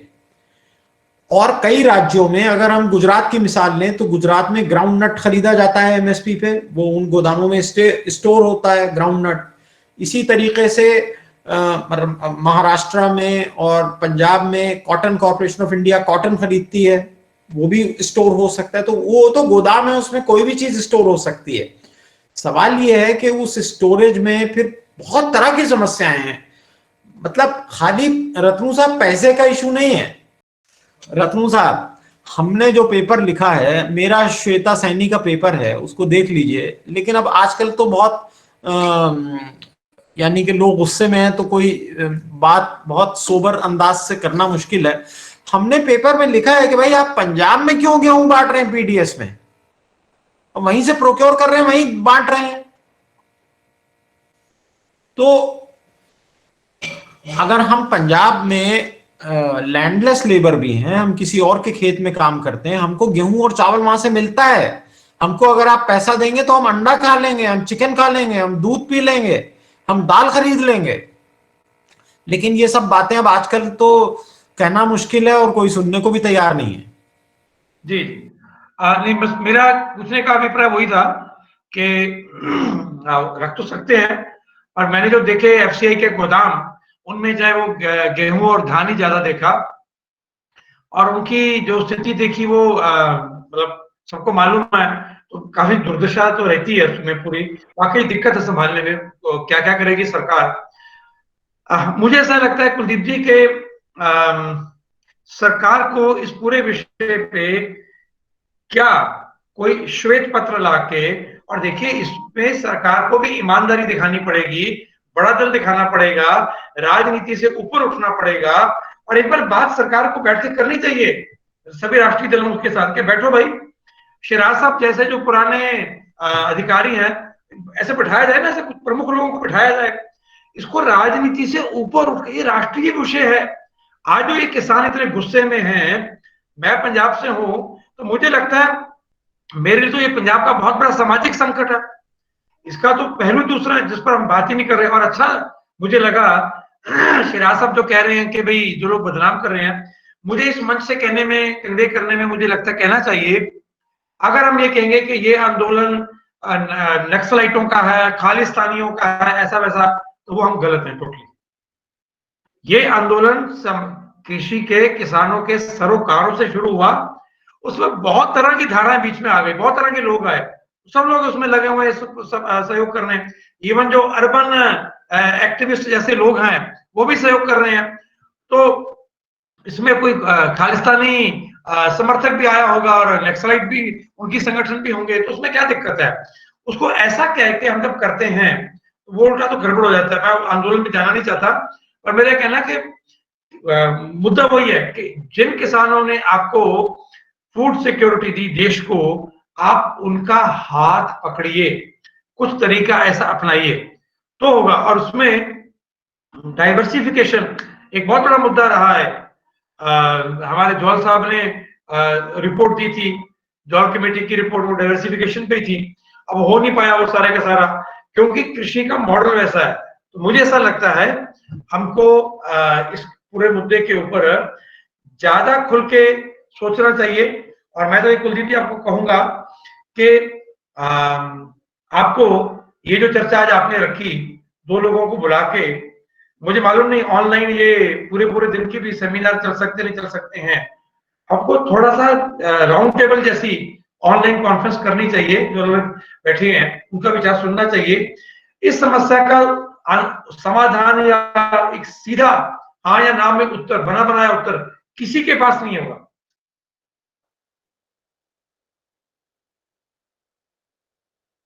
अब इवन जो बड़े शास्त्रीय मित्र हैं हमारे, तो कह रहे हैं, तो जब उनसे पूछो भी सरकार सारा कुछ खरीद ले, तो उनका वो एक ही आर्गुमेंट है कि सरकार अगर इंडस्ट्रिस्टों के लिए इतना पैसा, इतने लाख करोड़ रुपए छोड़ती है तो किसानों के भी ले ले। पर वो कोई मतलब एक वायबल जवाब नहीं है, वो भी उसको भी एक लेवल से ज्यादा स्वीकार नहीं किया जा सकता उसमें।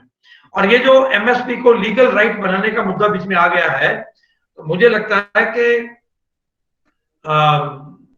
इसके शायद अपनी इम्प्लीकेशंस होंगी बाद में। इसके कारण ये होगा, एक जो प्राइवेट व्यापारी है जो खरीदता है, जैसे उन्होंने कहा कि प्राइवेट व्यापारी अगर उसमें वो खरीदता, जो शुगर केन वाला मुद्दा है उसमें जो उन्होंने कहा जो एफआरपी पे खरीदता है, तो वो कुछ ऐसा सिस्टम लगाया जा सकता है दूसरी फसलों पे भी, वो अगर करता है तो ये तब समाधान आगे बढ़ सकता है। और आखिरी जो बात मुझे लगती है वो ये कि देश को एक बार ठंडे दिमाग से बैठ के जो है वो हमारे, देखिए कृषि का मतलब होता है भोजन, और भोजन का मतलब होता है पोषण और स्वास्थ्य। Agriculture is food, food is health and nutrition. हमको इस पूरे ट्रायंगल पे व्यापक ढंग से सोचना चाहिए, तब हम कुछ जो छोटी छोटी चीजें हैं वो गलतियां दूर होंगी और उससे एक बड़ी पिक्चर ठीक होगी। शुरुआत में प्रोफेसर बलतेज सिंह जी मान साहब ने हैंड रेज किया था, आप हैं मान साहब? हाँ जी नमस्कार रत्न जी। हाँ जी सर, जी जी प्लीज सर आपका उमेंद्र सवाल जी, पूछिए सर।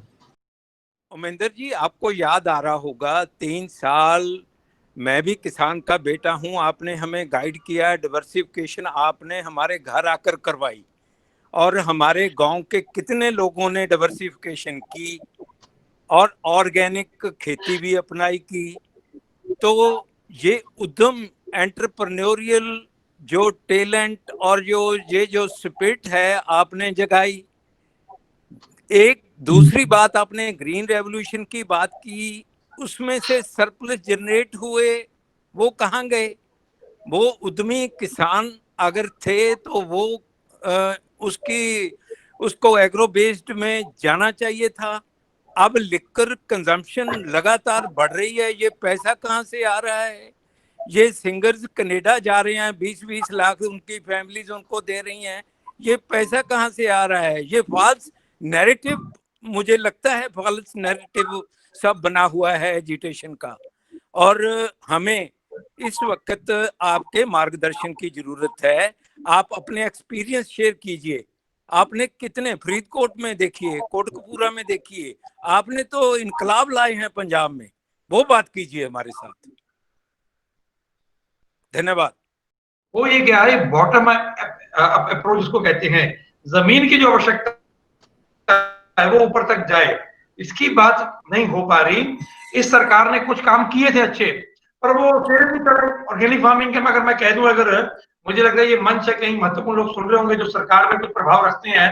इस सरकार ने एक योजना बनाई थी, दीनदयाल उपाध्याय उन्नत कृषि शिक्षा योजना। हमारी ब्यूरोक्रेसी ने और कृषि विश्वविद्यालयों ने, बहुत अच्छी योजना थी, बहुत ही बढ़िया योजना थी कि जो दक्ष किसान है ऑर्गेनिक फार्मिंग में, जो स्थापित किसान है ऑर्गेनिक फार्मिंग वाला, वो दूसरे किसानों को प्रशिक्षण देगा, ऐसे ऑर्गेनिक फार्मिंग का विस्तार होगा। तो कृषि विश्वविद्यालयों ने ऐसा डंगा लगाया, और बीच में कुछ ब्यूरोक्रेसी ने भी ऐसा डंगा लगाया। बहुत अच्छी योजना थी, वो योजना सिरे नहीं चढ़ी। तो ऐसे में और कितने, पीके भी भाई योजना है, मैं कितनी चीजें गिना सकता हूं। तो सरकार की कभी कभी नीयत में गड़बड़ होती है, कभी कभी नीयत ठीक होती है तो नीचे तक पहुंच नहीं पाता। सो वो ऑर्गेनिक अलग विषय है, पर इसमें मुझे लगता है इसमें खाली फॉल्स नैरेटिव नहीं है मान साहब, इसमें सही में बात ये है, नैरेटिव कोई भी हो, फॉल्स है या कुछ है, हम नीचे तक जो बात गई है वो ये कि आपकी जमीन जो है वो चली जाएगी, ऐसा एक मैसेज चला गया, या आपके पास वो कमाई नहीं रहेगी। तो उससे ये गुस्सा निकला। और मैं अगर इस आंदोलन के बारे में टिप्पणी कर दूं, ये आंदोलन खाली 3 बिलों के कारण नहीं है, ये आंदोलन पिछले 40 साल का एक गुस्सा है, वो इकट्ठा हुआ।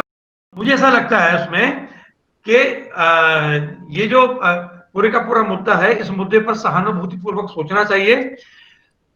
जेन्युइन किसानों के कंसर्न है। देखिए इन बिलों में से वो जो कॉन्ट्रैक्ट फार्मिंग वाला एक बिल था, उसके बारे में तो बहुत बड़े सवाल थे। तो सरकार जब बिल बनाती है तो नियत अच्छा होना से खाली नहीं होता भैया, आपको लोगों को साथ में लेना भी पड़ेगा, ढंग से लोगों को भी लगे अच्छा है, आपकी नीयत अच्छी है तो आपके घर में है, उसमें कम से कम वो जो था कि एसडीएम विवाद हो जाए तो एसडीएम समाधान देगा, या एसडीएम बीच में वो काम करेगा, आर्बिट्रेशन वाला काम करेगा, मेन कोर्ट में जाने के लिए प्रावधान नहीं था। तो वो वैसे शुरू से गलत था वो, तो मुझे लगता है। और एक टिप्पणी मैं कर दूं, अगर इस आंदोलन से जोड़कर देख रहे हैं, ये सरकार अब जो कुछ मान रही है, ये सारा कुछ अगर सरकार ने सितंबर में मान लिया होता, अक्टूबर में मान लिया होता, तो यह आंदोलन ना खड़ा होता। इसमें सरकार की हठ धर्मिता भी है, और हमको खुल के कहना है, चाहे हमारे मित्र होंगे वो कोई भी, पर ये गलती है। और हमारे जो लोग पॉलिटिकल लोग हैं, वो उनका ठीक एस्टिमेट नहीं था। मुझे बीजेपी के लोगों ने कहा कि ये आंदोलन 15 दिन में खत्म हो जाएगा जी, महीने के भर के अंदर खत्म हो जाएगा, ये धान आराम गेहूं सारा खरीदने वाले हैं, एक दाना खरीदने वाले हैं किसान, ये सब खत्म हो जाएगा। मैंने उस समय कहा था बिल्कुल गलतफहमी में हो, ये आपका ऐसा गले की हड्डी बनेगा, आप सोच नहीं सकते।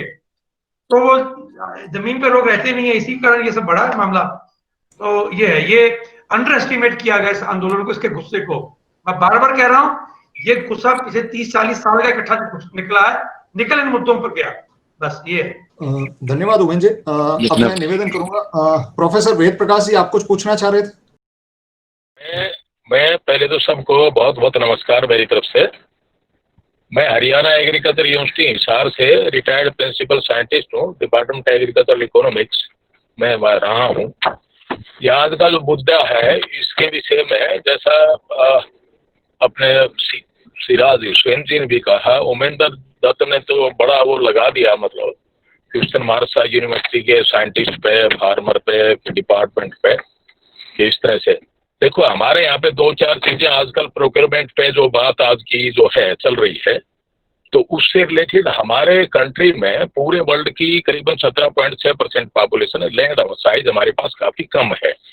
तो हमारे यहाँ पे जो प्रोडक्शन है, जो ग्रीन रिवॉल्यूशन आया और जो सरप्लस प्रोडक्शन हुआ, जिसकी वजह से हमारे देश के किसानों की, स्पेशली पंजाब और हरियाणा की किसान की माली हालत ठीक हुई, तो उसमें जो है 2 क्रॉप, जो पेडी व्हीट, जो रोट क्रॉप रोटेशन है, इसका विशेष रोल रहा है।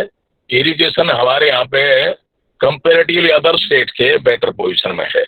अब क्योंकि परचेज की बात है, प्रोक्योरमेंट की बात है, तो प्रोक्योरमेंट के लिए, क्योंकि इसी पे मैं बात करूंगा, ज्यादा दूसरी पे मतलब डाइवर्ट नहीं करना चाहता, तो ये जो एमएसपी है, जो प्रोक्योरमेंट सिस्टम है, देखो ये तो कंटिन्यू रहना चाहिए। किसान को एक मतलब एक तरह से ऐसी सिक्योरिटी सी मिलती है, तो उस हिसाब से जो व्हीट को, राइस को उगाना चाहता है, तो सबसे पहले तो जरूरत यह है कि इसको डाइवर्सिफाई करने की जरूरत है। डाइवर्सिफाइड फार्मिंग का मॉडल जो है वो एक अडॉप्ट किया जाए। उसके लिए एक बहुत बढ़िया बात हुसैन साहब ने कही कि कोई इनकम सपोर्ट स्कीम जो है, डायरेक्ट इनकम सपोर्ट स्कीम इस तरह की जो दी जाए फार्मर को, तो उससे ये एक तरह से सेव हो सकती है फार्मर की जो पोजीशन है। दूसरा जो प्रोक्योरमेंट का सिस्टम है कि अभी सारी की सारी प्रोड्यूसर सारी कमोडिटी को खरीदना बिल्कुल पॉसिबल नहीं है, सरकार नहीं खरीद सकती, किसी भी कॉस्ट पर नहीं खरीद सकती। अगर ये कंटिन्यू जैसे रहेगी ये बात, तो ठीक है कि फूड सिक्योरिटी के लिए भी हमें प्रोक्योरमेंट करनी पड़ती है और वो स्टोरेज करनी पड़ती है, तो उसके लिए भी सरकार की मजबूरी है कि प्रोक्योर करनी पड़ेगी और स्टोरेज करनी पड़ेगी। और डिस्ट्रीब्यूशन सिस्टम जो है पीडीएस के थ्रू वो कंटिन्यू रहेगा। इसमें वोट बैंक की राजनीति भी है, दूसरी चीजें भी है, गरीब को सपोर्ट करने वाली बात भी है। लेकिन इसके साथ साथ में जो अब जो नए जो बिल आए हैं उसके तहत सरकार ने बड़े क्रांतिकारी और ऐतिहासिक इस तरह से बिल हैं, और इनमें जो है एक खामी है। जैसे एफपीओ का जो मॉडल दिया है, एफपीओ वाला, फार्मर प्रोड्यूसर ऑर्गेनाइजेशन, 10,000 एफपीओ दिए हैं इस बार। अब 10,000 की बजाय मैं तो ये कहूंगा कि ये तो एक तरह से ऊंट के मुंह में जीरा है, जहां पे हमारे 736 के आसपास डिस्ट्रिक्ट हैं पूरे कंट्री में, और उसमें से 10,000 एफपीओ, कितने एफपीओ, ये ओरिजिनल जो है ना फार्मर के एफपीओ रहे हैं, और ओरिजिनल एफपीओ के साथ में ज्यादा से ज्यादा लोगों को एफपीओ से जोड़ा जाए, और वो एक प्रोसेसिंग पार्ट को जो है ना काफी स्ट्रेंथन किया जाए, कि प्रोसेसिंग वाला पार्ट भी काफी हमारा मजबूत रहे, लोग प्रोसेस करें अपने लेवल पे और एफपीओ का मेंबर रहें, और उसको एक्सपोर्ट को जो है अपने लेवल पे पीड़ा वगैरह से एक्सपोर्ट लाइसेंस लेके एक्सपोर्ट भी करें। गवर्नमेंट सारी कम्युनिटी को अपने लेवल पे ना प्रोक्योर कर सकती, ना सारी कम्युनिटी को कर सकती, ना स्टोरेज वाला पार्ट भी हमारे यहाँ पे काफी वीक है जैसा बताया। तो मेरा ऐसा कुछ मानना है, जाके क्योंकि टाइम की भी थोड़ी सी लिमिटेशन आप लोगों की रहती है, तो ज्यादा इसमें बहुत सारी बातें और जो कहने की है, मेरा तो मेन यही है कि डाइवर्सिफिकेशन प्लस एफपीओ को ज्यादा स्ट्रेंथन करके, और हमारा स्टोरेज वाला सिस्टम है जिसमें कोल्ड चेन है दूसरी है, और डाइवर्सिफिकेशन के तहत वैल्यू एडिशन जो रहे हमारा अपना, जो ये फ्रूट्स, वेजिटेबल, स्पाइसेस, जो जितने भी सीरियल्स, पल्सेस, क्योंकि बहुत सारी कम्युनिटीज डायरेक्ट इनकम स्कीम जो है वो अगर दी जाए, तो जो फार्मर जो पेटी व्हीट वाला जो है क्रॉप रोटेशन, उससे नेचुरली शिफ्ट करेगा,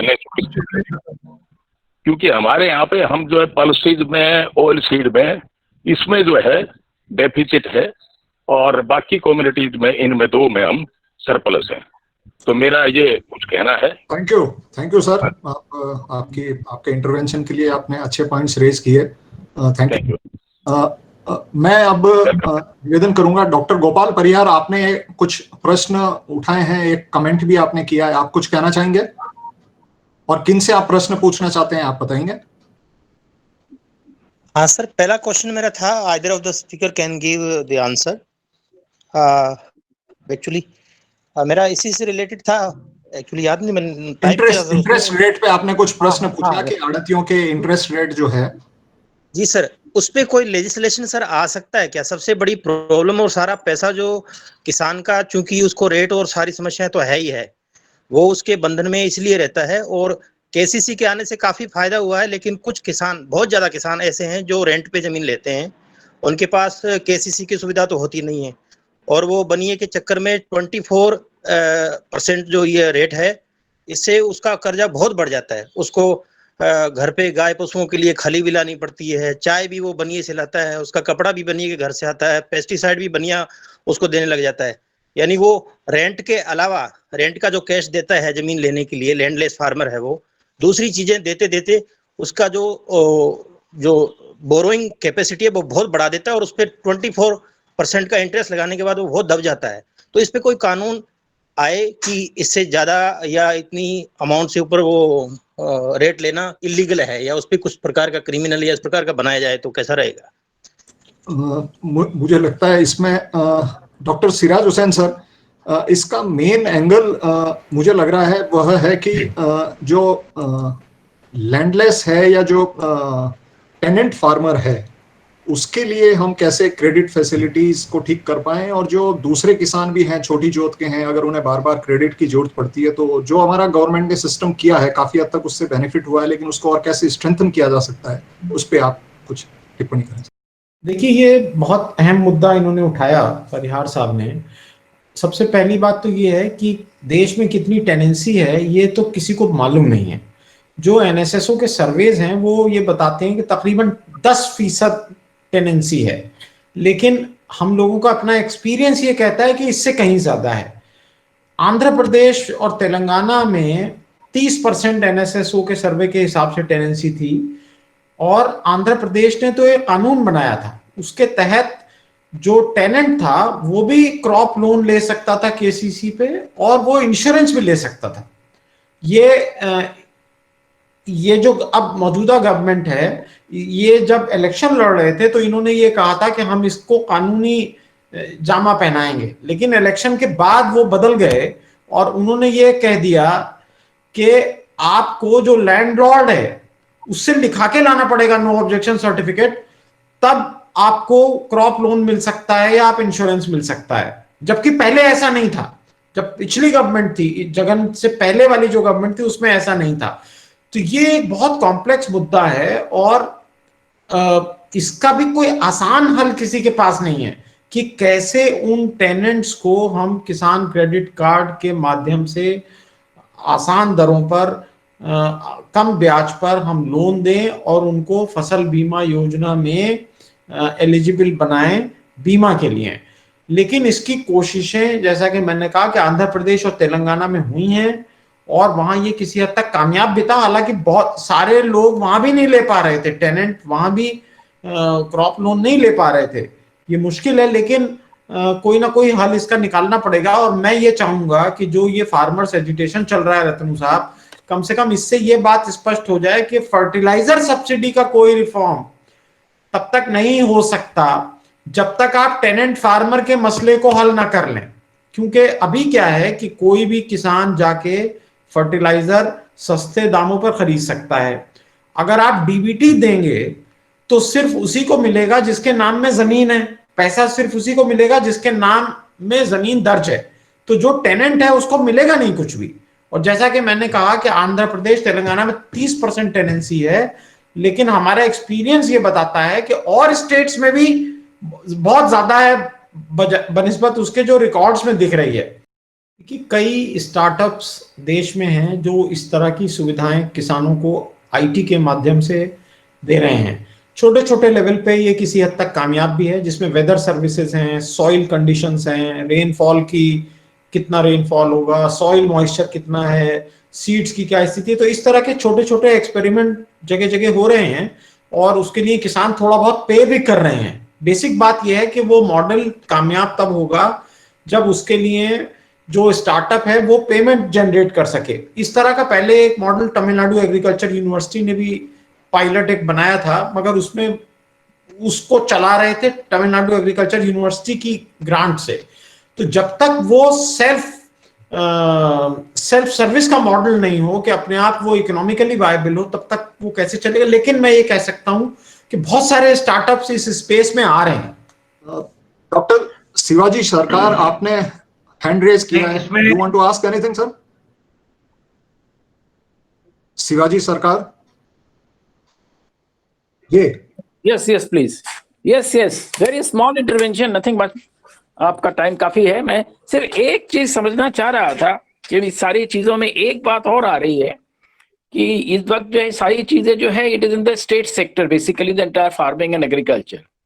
और ये जो सेंट्रल इंटरवेंशन हुआ है पैन नेशनल एक 3 लॉज लाके उसको करने का, सेंटर का जो एम है बहुत अच्छा है, पर उस पर अब ये कहा जा रहा है कहीं जिससे ये बात आ रही है कि अगर पंजाब का किसान एक तरह का मार्केट चाहता है, बिहार का किसान दूसरी तरह से चाहता है, चेन्नई के किसान एक अपने तरह से चाहता है, तो स्टेट हिंदुस्तान एक वेरी डाइवर्स यहाँ के सारे सिस्टम्स है और सारी चीजें हैं। और हम एक चीज ये भी देख रहे हैं कि हर जगह के किसान जो है इस आंदोलन को समर्थन तो दे सकते हैं या नहीं दे सकते, पर उससे जुड़े नहीं है, यह मुद्दा शायद समझते हैं कि उनका नहीं है।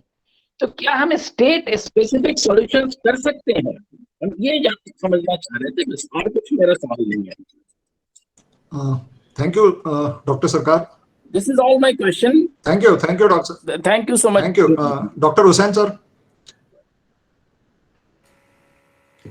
जी सरकार साहब, मैंने शुरू में ही कहा था कि कॉन्स्टिट्यूशन मेकर्स ने एग्रीकल्चर को इसीलिए स्टेट सब्जेक्ट बनाया था क्योंकि पूरे देश में इतने एग्रो क्लाइमेटिक जोन्स हैं, इतनी डाइवर्सिटी है। जैसा कि मैंने शुरू में कहा था कि लैंड होल्डिंग पैटर्न बहुत अलग है, सॉइल कंडीशंस अलग अलग हैं, मार्केटिंग की व्यवस्थाएं अलग अलग हैं। तो बहुत मुश्किल है कि एक यूनिफॉर्म पॉलिसी सब जगह के लिए ऑपरेट हो। आप देखिए पंजाब हरियाणा में मार्केटिंग सिस्टम इतना अच्छा है, जगह जगह मंडी है, किसी भी किसान को 2-4 किलोमीटर से ज्यादा दूर नहीं जाना है अपनी फसल बेचने के लिए। लेकिन वही चीज आप देखिए कि कई स्टेट्स ऐसी हैं वहां मार्केट ही नहीं है। अब झारखंड है, वहां तो कोई एपीएमसी है ही नहीं, बंगाल में बहुत वीक है। तो ये बात आपकी बिल्कुल ठीक है कि ये पॉलिसी स्टेट लेवल पे ही बननी चाहिए। लेकिन बहरहाल कुछ नीतियां ऐसी हैं कि वो एक नेशनल लेवल का मार्केट क्रिएट करने के लिए जरूरी है। जैसे दूध है, अब आप देखिए दिल्ली में जो दूध आता है तो वो खाली दिल्ली के आसपास से नहीं आ रहा है, वो गुजरात से भी आ रहा है दूध, बिहार से भी दूध आ रहा है दिल्ली में। जो मछली हम दिल्ली में कंज्यूम करते हैं वो आंध्र प्रदेश से आ रही है। तो ये काफी कॉम्प्लेक्सिटी है और इसीलिए जैसा कि कहा गया कि उमेन दत्त साहब ने कहा कि इस पे पॉलिटिकल तरीके से विचार विमर्श होना चाहिए। प्रोफेसर मिलाप पूनिया जेएनयू से हमारे साथ हैं, आपने हैंड रेज किया है। प्रोफेसर पूनिया, आप कुछ पूछना चाहते हैं? Thank you, Dr. Kuldeep ji. I really congratulate you for coordinating this important webinar, and we got insight from both the panelists.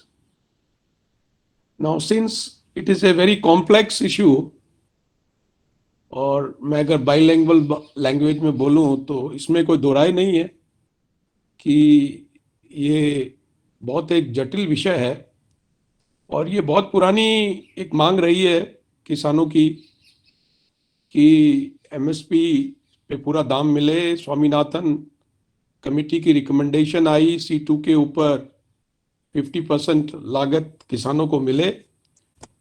और आज अगर किसानों से और किसानों की जो आगे अभी नई जनरेशन है उनसे पूछा जाए, और बहुत से सर्वे हुए हैं जिसमें ये सामने आया है कि यंग जो बच्चे हैं वो अब खेती में अपने आप को इन्वॉल्व नहीं करना चाहते।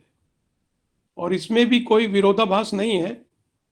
समय के साथ जैसे लाइवलीहुड के ऑप्शंस इमर्ज हो रहे हैं, एक एस्पिरेशनल क्लास निकल के आ रही है और उनको एक डिसेंट ऑक्यूपेशन के लिए एग्जिट चाहिए।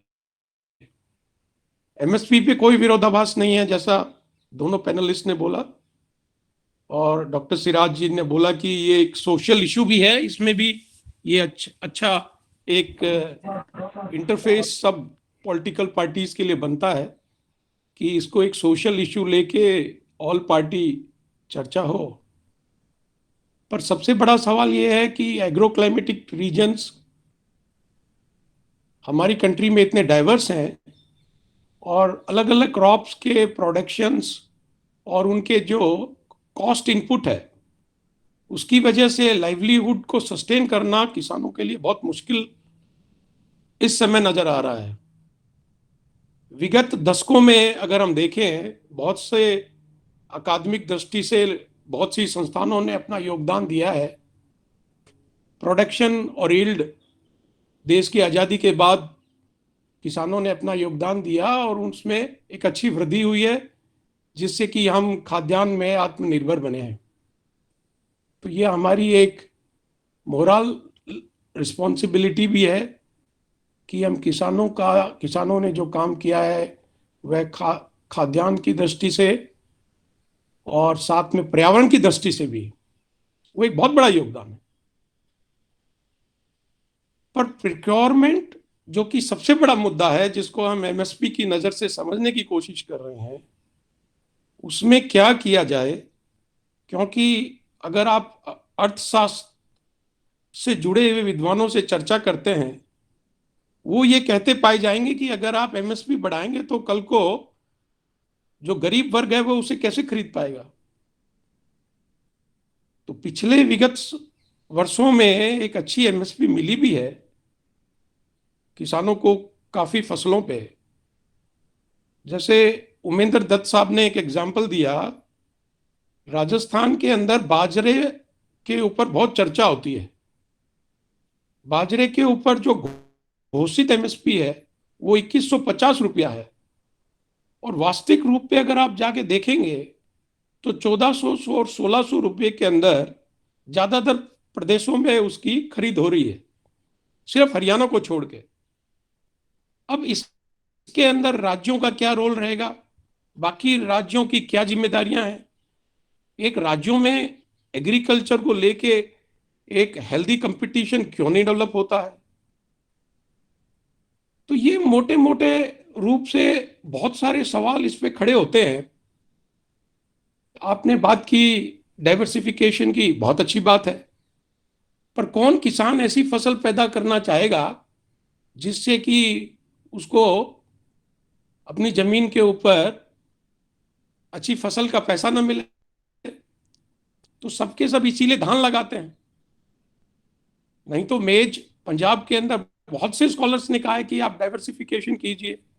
स्कॉलर्स के कहने से, अकादमिक दृष्टि से वो बातें प्रशासन और प्रशासन से आगे सरकार के पास वो पहुंचती नहीं है, और चूंकि किसान को भी पैसा मिलता नहीं है तो वो धरातल पे वो इम्प्लीमेंट नहीं होती हैं। तो ये एक बहुत, हम लोगों के सामने एक जटिल समय है, और जिसके अंदर आज जो डिमांड किसानों ने हमारे सामने रखी है और उसी के कारण आज हम चर्चा कर रहे हैं, ये एक अच्छी पहल है। पर किस प्रकार से इसका समाधान निकले कि किसानों को उनके लागत का पैसा मिले। किसान सिर्फ लागत का पैसा मांग रहा है जिससे कि वो भी एक डिसेंट लिविंग अपनी कर पाए और अपने बच्चों को पढ़ा पाए। समस्या यही है, पर ये समस्या पंजाब और हरियाणा तक ही लिमिटेड नहीं है। इसे हम समझ रहे हैं कि पंजाब की प्रॉब्लम है। अब जैसे सिराज साहब ज्यादा बता पाएंगे, क्योंकि इनका एफसीआई में इन्होंने बहुत प्रोक्योरमेंट किया है। अब पंजाब में सबसे ज्यादा प्रोक्योरमेंट होता है, तो पंजाब वाले किसान ज्यादा इसमें आंदोलित हैं। अब राजस्थान के अंदर कितनी फसल, 2-3 ही जिले हैं, कोटा, हनुमानगढ़ और गंगानगर, जहाँ पे ये 2 मुख्य रूप से जो क्रॉप्स है आपकी, इनकी एफसीआई से जो खरीद होती है। बाकी जो जिले हैं उसमें तो उनका जीवन यापन नहीं बड़ी मुश्किल से हो पाता है। इतना वो फसल ही पैदा नहीं करते कि वो कुछ आगे बेच पाए बाजार के अंदर। हाँ, कुछ जिले हैं जो जीरा बेचते हैं और कुछ अपनी दालें जो थोड़ी सरप्लस हो जाती हैं किसी के 3-4 बोरियां, वो बेचते हैं। तो मुझे नहीं लगता इसमें कोई विरोधाभास है, पर सवाल ये है कि इसको हम लेके कैसे जाएं। और क्या आज की संगोष्ठी में ये विषय अच्छे से डिस्कस हुआ है, पर इसके कृषि के आयाम बहुत ज्यादा हैं। अब अगर आप पराली की बात करें तो पराली के ऊपर एक दृष्टि से आज तक हिंदुस्तान के अंदर कोई भी ऐसा एक्ट नहीं है जिसके ऊपर हम फ्रेश एयर की बात करें। तो सरकार का दायित्व है कि वो फ्रेश एक्ट का जो मसला है उसको एड्रेस करे। और मुझे लगता है कि इस सरकार ने हिम्मत करी और पराली को ना जलाने के लिए एक एक्ट लेके आई। पराली का मतलब एग्रीकल्चरल रेजिड्यू है। अब किसान एग्रीकल्चरल रेजिड्यू अपने खेतों पे जला रहा है और उससे ग्रीन हाउस की जो गैसेस एमिट हो रही हैं उससे पूरे पर्यावरण पे प्रभाव पड़ रहा है। आपने और हमने सबने देखा है, पूरे मैदानी क्षेत्र के अंदर छोटे बच्चे सांस तक नहीं ले पाते। अब कुछ न कुछ ठोस कदम तो उठाने पड़ेंगे हमें भविष्य को देखते हुए, और उनके अंदर साथ साथ हमें किसानों के हित को भी एड्रेस करना होगा। पर जब समस्याएं गंभीर होंगी तो गंभीर समस्याओं को एड्रेस करने के लिए कोई न कोई डिसीजन तो लेना ही पड़ेगा। अब पराली के मुद्दे पे आता हूं मैं। अब मुझे लग रहा है प्रोफेसर साहब, आप उसको कंक्लूड कीजिए। अब इसको थोड़ा हम खत्म करेंगे लगभग, क्योंकि मैं चाहूंगा कि 5-5 मिनट लास्ट में दोनों स्पीकर्स बोलें और इसको खत्म करें। आप ब्रीफ में आप बताइए सर, कंक्लूड कर दीजिए। हाँ नहीं, कुलदीप जी मेरी यही थी, क्योंकि हमने पराली के विषय के ऊपर हमने काफी पब्लिश किया है। इसरो और बाकी काफी संस्थान हैं जिन्होंने उसके ऊपर अपना अकादमिक दृष्टि से ये पिछले सालों में, पिछले दशकों में दिखाया है। जब से हमारा हार्वेस्टर टेक्नोलॉजी आई है तब से पराली की जो आप पर स्क्वायर किलोमीटर का आप देखेंगे तो उसे एमिशन बहुत ज्यादा हो रहा है। अब उसमें सवाल ये है कि उसके लिए हम किसान को भी जिम्मेदार नहीं ठहरा सकते। किसान को पर एकड़ कोई ना कोई इंसेंटिव तो मिले, पर कोई ना कोई तरीका तो निकल के आए जिससे कि हम पराली के जलाने से जो दुष्प्रभाव है उन पे कोई ना कोई अंकुश लगे।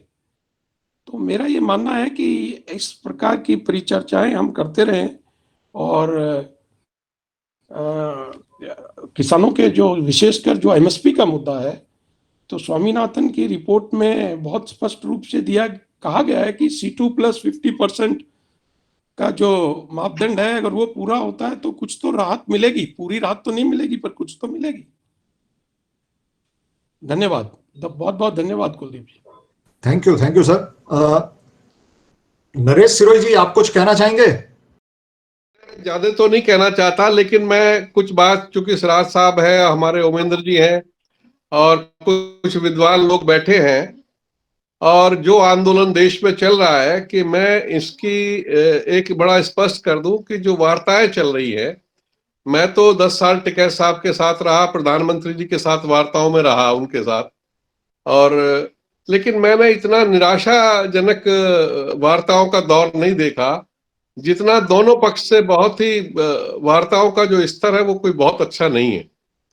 और जिस मुद्दों पे वार्ता होनी चाहिए उस वार्ताओं में ना किसान संगठन उस ढंग से वार्ता कर पा रहे हैं सरकार से, ना सरकार, बहुत सारे किसान संगठन भी हमारे कुतर्क कर रहे हैं, कुतर्कों का भी जवाब नहीं दे पा रही है। तो ये बहुत खराब स्थिति है। मैं केवल आप सबको एक बात, और खासकर सिराज साहब को एक बात ये कहना चाहूंगा कि सिराज साहब, पूरे देश में किसान आंदोलित है, और जैसा ये विषय आ गया कि ये आंदोलित किसान है, ये केवल इन 3 कानूनों के माध्यम से नहीं है। इन 3 कानूनों के अलावा पूरे देश में जो सरकार एमएसपी तय करती है उससे कम पे जो खरीद होती है, उसके कारण हर किसान के दिमाग में ये बात बैठ गई है कि हमारे साथ लंबे समय से अन्याय हो रहा है और जो मैं लागत लगाता हूं, जो मुझे उसका लाभ मिलना चाहिए वो नहीं मिल पा रहा है। तो ये एक विषय बहुत गंभीर है जिसपे मेरी नरेंद्र तोमर जी से परसों बात हुई थी रात को। मैंने भी उनको ये कहा कि साहब, आप ये कुछ जो बेसिक सुधार की बात है वो तय करनी चाहिए। और मैं यहाँ 2 चीजों का उल्लेख करना चाहूंगा सरकारी दस्तावेजों का। एक दस्तावेज तो मुझे चतुरानंद मिश्र जी ने दिया था, ओमेंद्र जी पूज्य सुदर्शन जी के साथ उस बैठक में थे, जो बैठक में मैंने वो दस्तावेज भी दिया था। चतुरानंद मिश्र जी ने कहा कि भानु प्रताप सिंह जब कृषि राज्य मंत्री थे तो कृषि नीति बननी शुरू हुई थी, और वो उनके समय तक वो बन के एक दस्तावेज बना था अच्छा भला। उसके चौथे पेज पे उन्होंने जो लिखा वो मैं केवल पढ़ के सुना देता हूं। उन्होंने लिखा, उस चौथे पेज पे और चौथे बिंदु में लिखा हुआ है कि इस देश में सापेक्ष मूल्यों का रुख किसानों के अहित में रहा है। कृषि उत्पादों मूल्य दूसरे उत्पादों के मुकाबले 82% के बीच रहे हैं। इस अहितकारी मूल्य प्रणाली के कारण अर्थव्यवस्था के अन्य वर्गों की अपेक्षा किसानों को औसतन 12% प्रतिवर्ष घाटा उठाना पड़ रहा है, जिसका सीधा परिणाम यह हुआ है कि हर 7 वर्ष में कृषि में लगे प्रत्येक व्यक्ति की औसत आय अन्य व्यवसायियों के मुकाबले आधी होती चली गई। ये उसमें लिखा हुआ है कि जो हमारे सापेक्ष मूल्य नीति है उसमें किसानों को हर साल घाटा उठाना पड़ता है। इसकी कोई किसान संगठन बात नहीं कर रहा और सरकार की तरफ से भी इस पे सुधार के लिए कोई काम नहीं हो रहा है। इस पे भी अपने को बात करनी चाहिए। दूसरी बात, वो सोमपाल जी ने भी एक कृषि नीति रखी जब अटल जी की सरकार थी और हम लोगों ने उस बात पे कुछ ऐतराज भी जताए थे। ओमेंद्र जी तो गवाह है उस सब घटनाक्रम के। सोमपाल जी ने भी पहले पेज पे लिखा कि संसद में रखी गई जो कृषि नीति है उसमें लिखा कि लगातार प्रतिकूल मूल्य व्यवस्था और निम्न मूल्य संवर्धन के कारण कृषि एक अलार्म व्यवसाय हो गया है, जिसके कारण कृषि से अलग रोजगार प्राप्त करने के लिए कृषि कार्य छोड़ रहे किसान। ग्रामीण क्षेत्रों से पलायन बढ़ रहा है। भूमंडलीकरण प्रणाली में कृषि व्यापार को जोड़ने की स्थिति में यह हालात और उग्र हो जाएंगे। इस पे तत्काल उपचार करने की जरूरत है। तो ये बेसिक बात है जो कृषि में सुधार करने चाहिए और देश के किसानों को राहत देनी चाहिए। बेसिक सुधार करके उस पे बात होनी चाहिए। और देश में किसानों ने कभी अपनी फसलों का दाम नहीं तय किया है सर छोटू राम के अलावा। छोटू राम जी ने एक समय जरूर गेहूं का दाम सरकारी जो अंग्रेजी सरकार थी उससे ले लिया था 12 रुपए मन शायद। उसके बाद और उसके पहले कभी ऐसा व्यवस्था नहीं हुई उन्होंने अपने दाम तय किए हों। तो ये परिस्थिति है कि जब सरकार एमएसपी तय करती है तो दिलाने का दायित्व भी उसको लेना चाहिए और कोई व्यवस्था बनानी चाहिए। सरकार सारा नहीं खरीद सकती, ये मैं मानता हूं, और सरकार को खरीदना भी नहीं चाहिए, लेकिन जो बाजार के नेक्सस है वो जो है उसको तोड़ने की आवश्यकता, उसको गंभीरता से काम करने की आवश्यकता है। क्योंकि देश के इतने बड़े वर्ग को, लगभग ये इतना बड़ा वर्ग है कि इसको आप अब बहुत दबा के नहीं रखा जा सकता। इसके साथ जो लंबी लूट की प्रक्रिया है इसको भी चलाना बहुत मुश्किल होगा। एक तरफ दूसरी बात ये आई कि हम जो अपना फार्मिंग सिस्टम है उसको क्या अडॉप्ट करें। जो देश में हरित क्रांति के बाद फार्मिंग सिस्टम अडॉप्ट किया गया है और वो अब ये 3 कानून जो हैं इसके बाद वो और बदला जाएगा। मुझे लगता है कि ये तो केवल जो कृषि उपज का व्यापार है उसके व्यवस्थित करने के लिए, उसको सुदृढ़ करने के लिए, या उसके इंटरनेशनल जो हमारा मॉडल है कृषि का व्यापार का उसको हम फॉलो करने जा रहे हैं। लेकिन क्या अगर हम दूसरा मॉडल जो भारत का पारंपरिक कृषि मॉडल है उसमें उसको अपनाना और उसको उसके ढंग से उसका कृषि उपज का व्यापार करना, वो पूरा एकदम इससे उलट होगा मुझे लगता है। तो इन सब बातों पे गंभीरता से चर्चा करने की आवश्यकता है और खुले दिमाग से चर्चा करने की आवश्यकता है। इसमें राजनीति नहीं है। हम अपने देश के लिए और देश के किसानों के लिए ये चर्चा कर रहे हैं ताकि हमारा देश सुदृढ़ ढंग से आगे बढ़ सके। तो मेरा इतना ही कहना है कि ये वार्ताएं भी अच्छे ढंग से हो, वार्ताओं से जुड़े हुए जो लोग हैं वो तर्कसंगत ढंग से वार्ताएं करें। और यही कुलदीप जी मुझे कहना था। मैं अब इसमें ज्यादा और कुछ नहीं कहना चाहता। धन्यवाद नरेश जी। और भी एग्रीकल्चर से रिलेटेड कुछ और विषयों पे करेंगे हम, आपकी और सुनेंगे, आपसे भी और बातचीत करेंगे। आज चूंकि हमने प्रोक्योरमेंट के ऊपर कुछ करना चाहते थे, उसमें हम डॉक्टर हुसैन से मार्गदर्शन चाह रहे थे, और चूंकि पंजाब का विषय है और उमेंद्र जी जमीन से जुड़े हैं और खासतौर से कृषि उत्पादन के जो विषय है और उनसे जो भी लाभ हानि जो भी हुआ उसके ऊपर उमेंद्र जी की थोड़ी स्टडी है, तो हम उनका भी मार्गदर्शन चाहते थे। उमेंद्र जी, आप 2 मिनट में सारा विषय में 2 महत्वपूर्ण मुद्दे तो आ गए। आपने कहा डाइवर्सिफिकेशन करना बहुत ज्यादा जरूरी है और हम इसमें खाली गेहूं और धान के इसके ऊपर रहेंगे तो हमारे लिए बहुत सारे आपने उसमें सवाल उठाए, इकोलॉजिकल है, एनवायरमेंट के हैं, हेल्थ के हैं, और आपने इवन उसको कल्चर से और सिविलाइजेशन से भी जोड़ा है। तो डाइवर्सिफिकेशन हमें करना पड़ेगा, और कैसे हो उसके लिए डॉक्टर हुसैन ने सजेस्ट किया है कि हमें हो सकता है किसान को हम उसकी जमीन के हिसाब से या किसी भी अन्य माध्यम से हम उसे डायरेक्ट बेनिफिट दें, कंपनसेट करें जो वो काम कर रहा है देश के भरण पोषण का, ताकि वो अपनी मर्जी से अपनी फसल उगा सके और उसको बाजार में लाभ हानि जो भी मूल्य, जैसा मूल्य उसको ठीक लगे, लेकिन कम से कम उसको अपनी मेहनत का कुछ मूल्य मिल सके, वो सरकार निश्चित करे। अब ये अगेन वही बात आएगी कि फिर उसमें इकोनॉमिक्स क्या इन्वॉल्व होती है, वो सारे विषय हैं। लेकिन मैं चाहता हूं कि आज का जो हमारी चर्चा थी उसको कंक्लूड आप 2 मिनट में आपने जो कुछ अभी सुना सबको आप कंक्लूड कीजिए, फिर हम डॉक्टर हुसैन से रिक्वेस्ट करेंगे कि वो कंक्लूड करें इसे। हाँ, बस कंक्लूड से पहले एक लाइन, ये जो पराली वाला मुद्दा है, मेरा ये कहना है कि हम तो उसको मानते ही हैं कि वो साइकोलॉजी, एनवायरमेंटल साइकोलॉजी और एटीट्यूड का मामला है। खेती विरासत मिशन तो काम ही एनवायरमेंटल साइकोलॉजी और बिहेवियर और एटीट्यूड पे करता है। और मैं बता दूं इस ग्रुप को, हमारे इस काम को हम मशीनों से अलग देखते थे और हम सफल हुए। हमारे इसी काम को देखने के लिए आज से 4-5 महीने पहले जर्मनी के जो राजदूत है वर्तमान में भारत में, वो देखने आए कि भाई आप मशीन के अलावा भी कुछ बात करते हो तो क्या बात करते हो। तो जरा वो पंजाब लाना था, पंजाब भी लाए।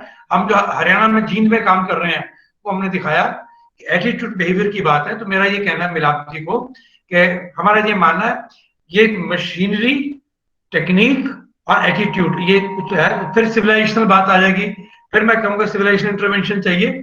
ये पंजाब हरियाणा के लिए वो मुद्दा है, वो अलग से कभी मैं कहूंगा कुलदीप जी को, कभी वो सिविलाइजेशनल एस्पेक्ट वाला जो मुद्दा है तो हम कभी अलग से बात कर सकते हैं। एक बात। दूसरी जो है मैं कहूंगा होलिस्टिक बात करनी चाहिए, और हम जब इंटीग्रेटेड इंक्लूसिव बात नहीं करते तो ये गड़बड़ हुई है।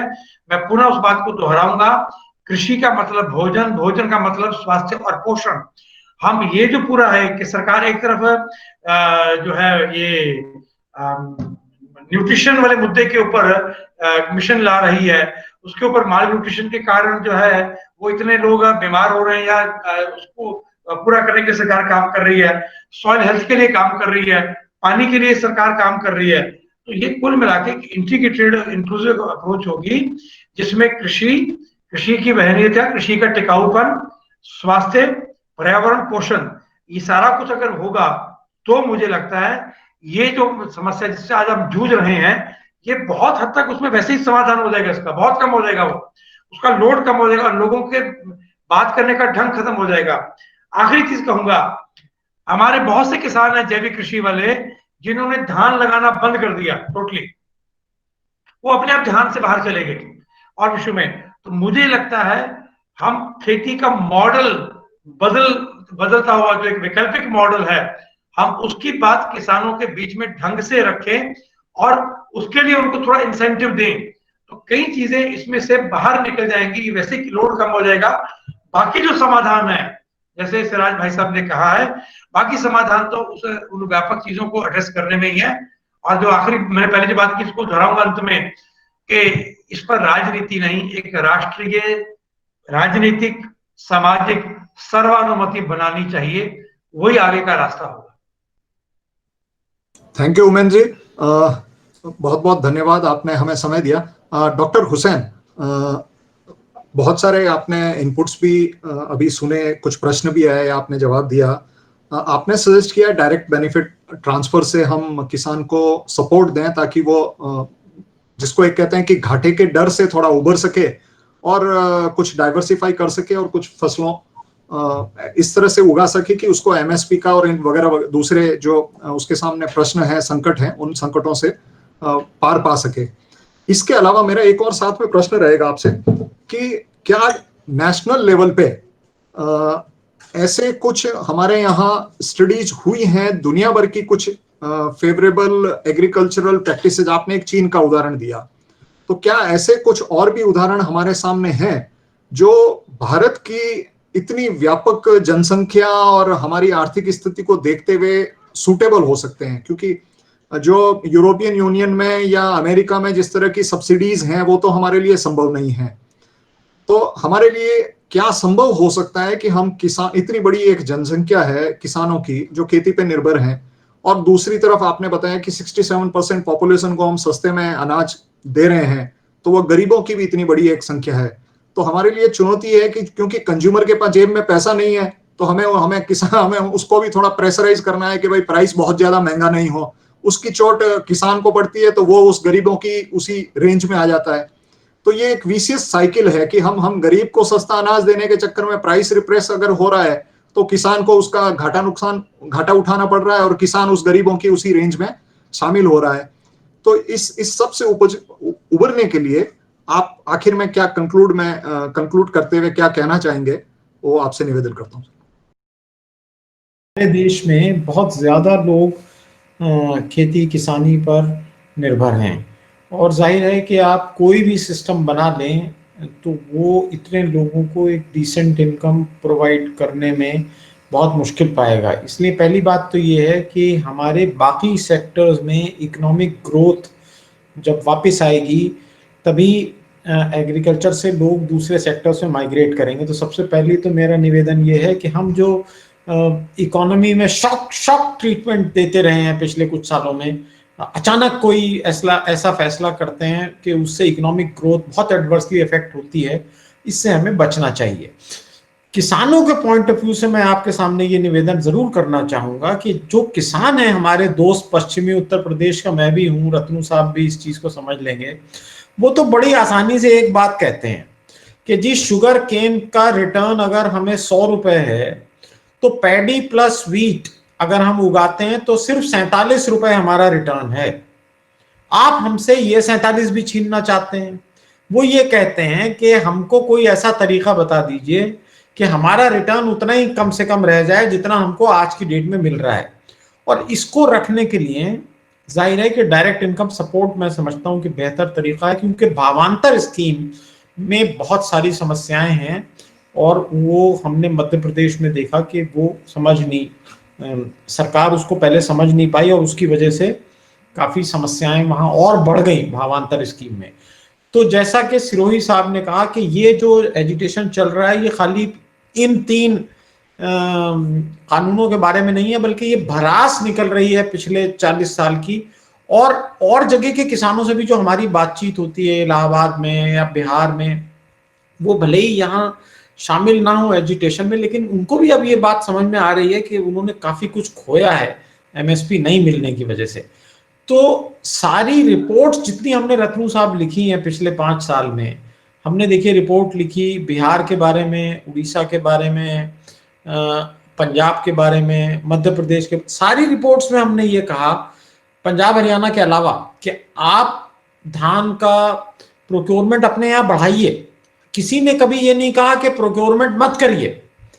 तो जाहिर है कि ये एक तरीका था किसानों को उचित दाम दिलाने का। तो जब तक कोई और तरीका ना आप निकाल पाए डायरेक्ट इनकम सपोर्ट का, असल में चाइना में तो ये होता है ना रत्नू साहब कि वो तो एमएसपी कम भी कर देते हैं। जैसे उनको लगा कि किसी चीज का उत्पादन ज्यादा हो रहा है तो वो उसका एमएसपी घटा देते हैं। दूसरा क्या होता है कि उनके एक प्रदेश में ज्यादा एमएसपी है, दूसरे में कम है। अब ये चीजें यहाँ संभव नहीं है। तो मैं ये समझता हूं कि इस पर और ज्यादा गहन विचार विमर्श की जरूरत है और राज्यों के साथ और ज्यादा एंगेजमेंट हमको चाहिए, और नेशनल डेवलपमेंट काउंसिल में हमको इन इश्यूज पर विस्तार से चर्चा करनी चाहिए। आप सबका मैं बहुत बहुत आभारी हूं। आप पूरे धैर्य के साथ आप सुनते रहे, और खास तौर पे मैं आभारी हूं हमारे दोनों वक्ताओं का। डॉक्टर सिराज हुसैन, आप व्यस्त हैं और उसमें आपने समय निकाला। उमेंद्र जी फील्ड में बहुत काम करते हैं, आपने समय निकाला, हमें मार्गदर्शन दिया, और हमारे जो भी पार्टिसिपेंट्स आज थे उनके कुछ प्रश्न थे, कुछ मुद्दे थे, उनको ध्यान से धैर्यपूर्वक सुना, उनका जवाब दिया। बहुत बहुत धन्यवाद। इस तरह की हम चर्चा जारी रखेंगे, क्योंकि खेती से तो जुड़े हुए विषय अनंत हैं और अनंत समस्याएं हैं, और उनके समाधान भी पता हो सकता है अनंत ही निकले। कोई एक समाधान भी मुझे लगता है अभी तक तो संभव हुआ नहीं है।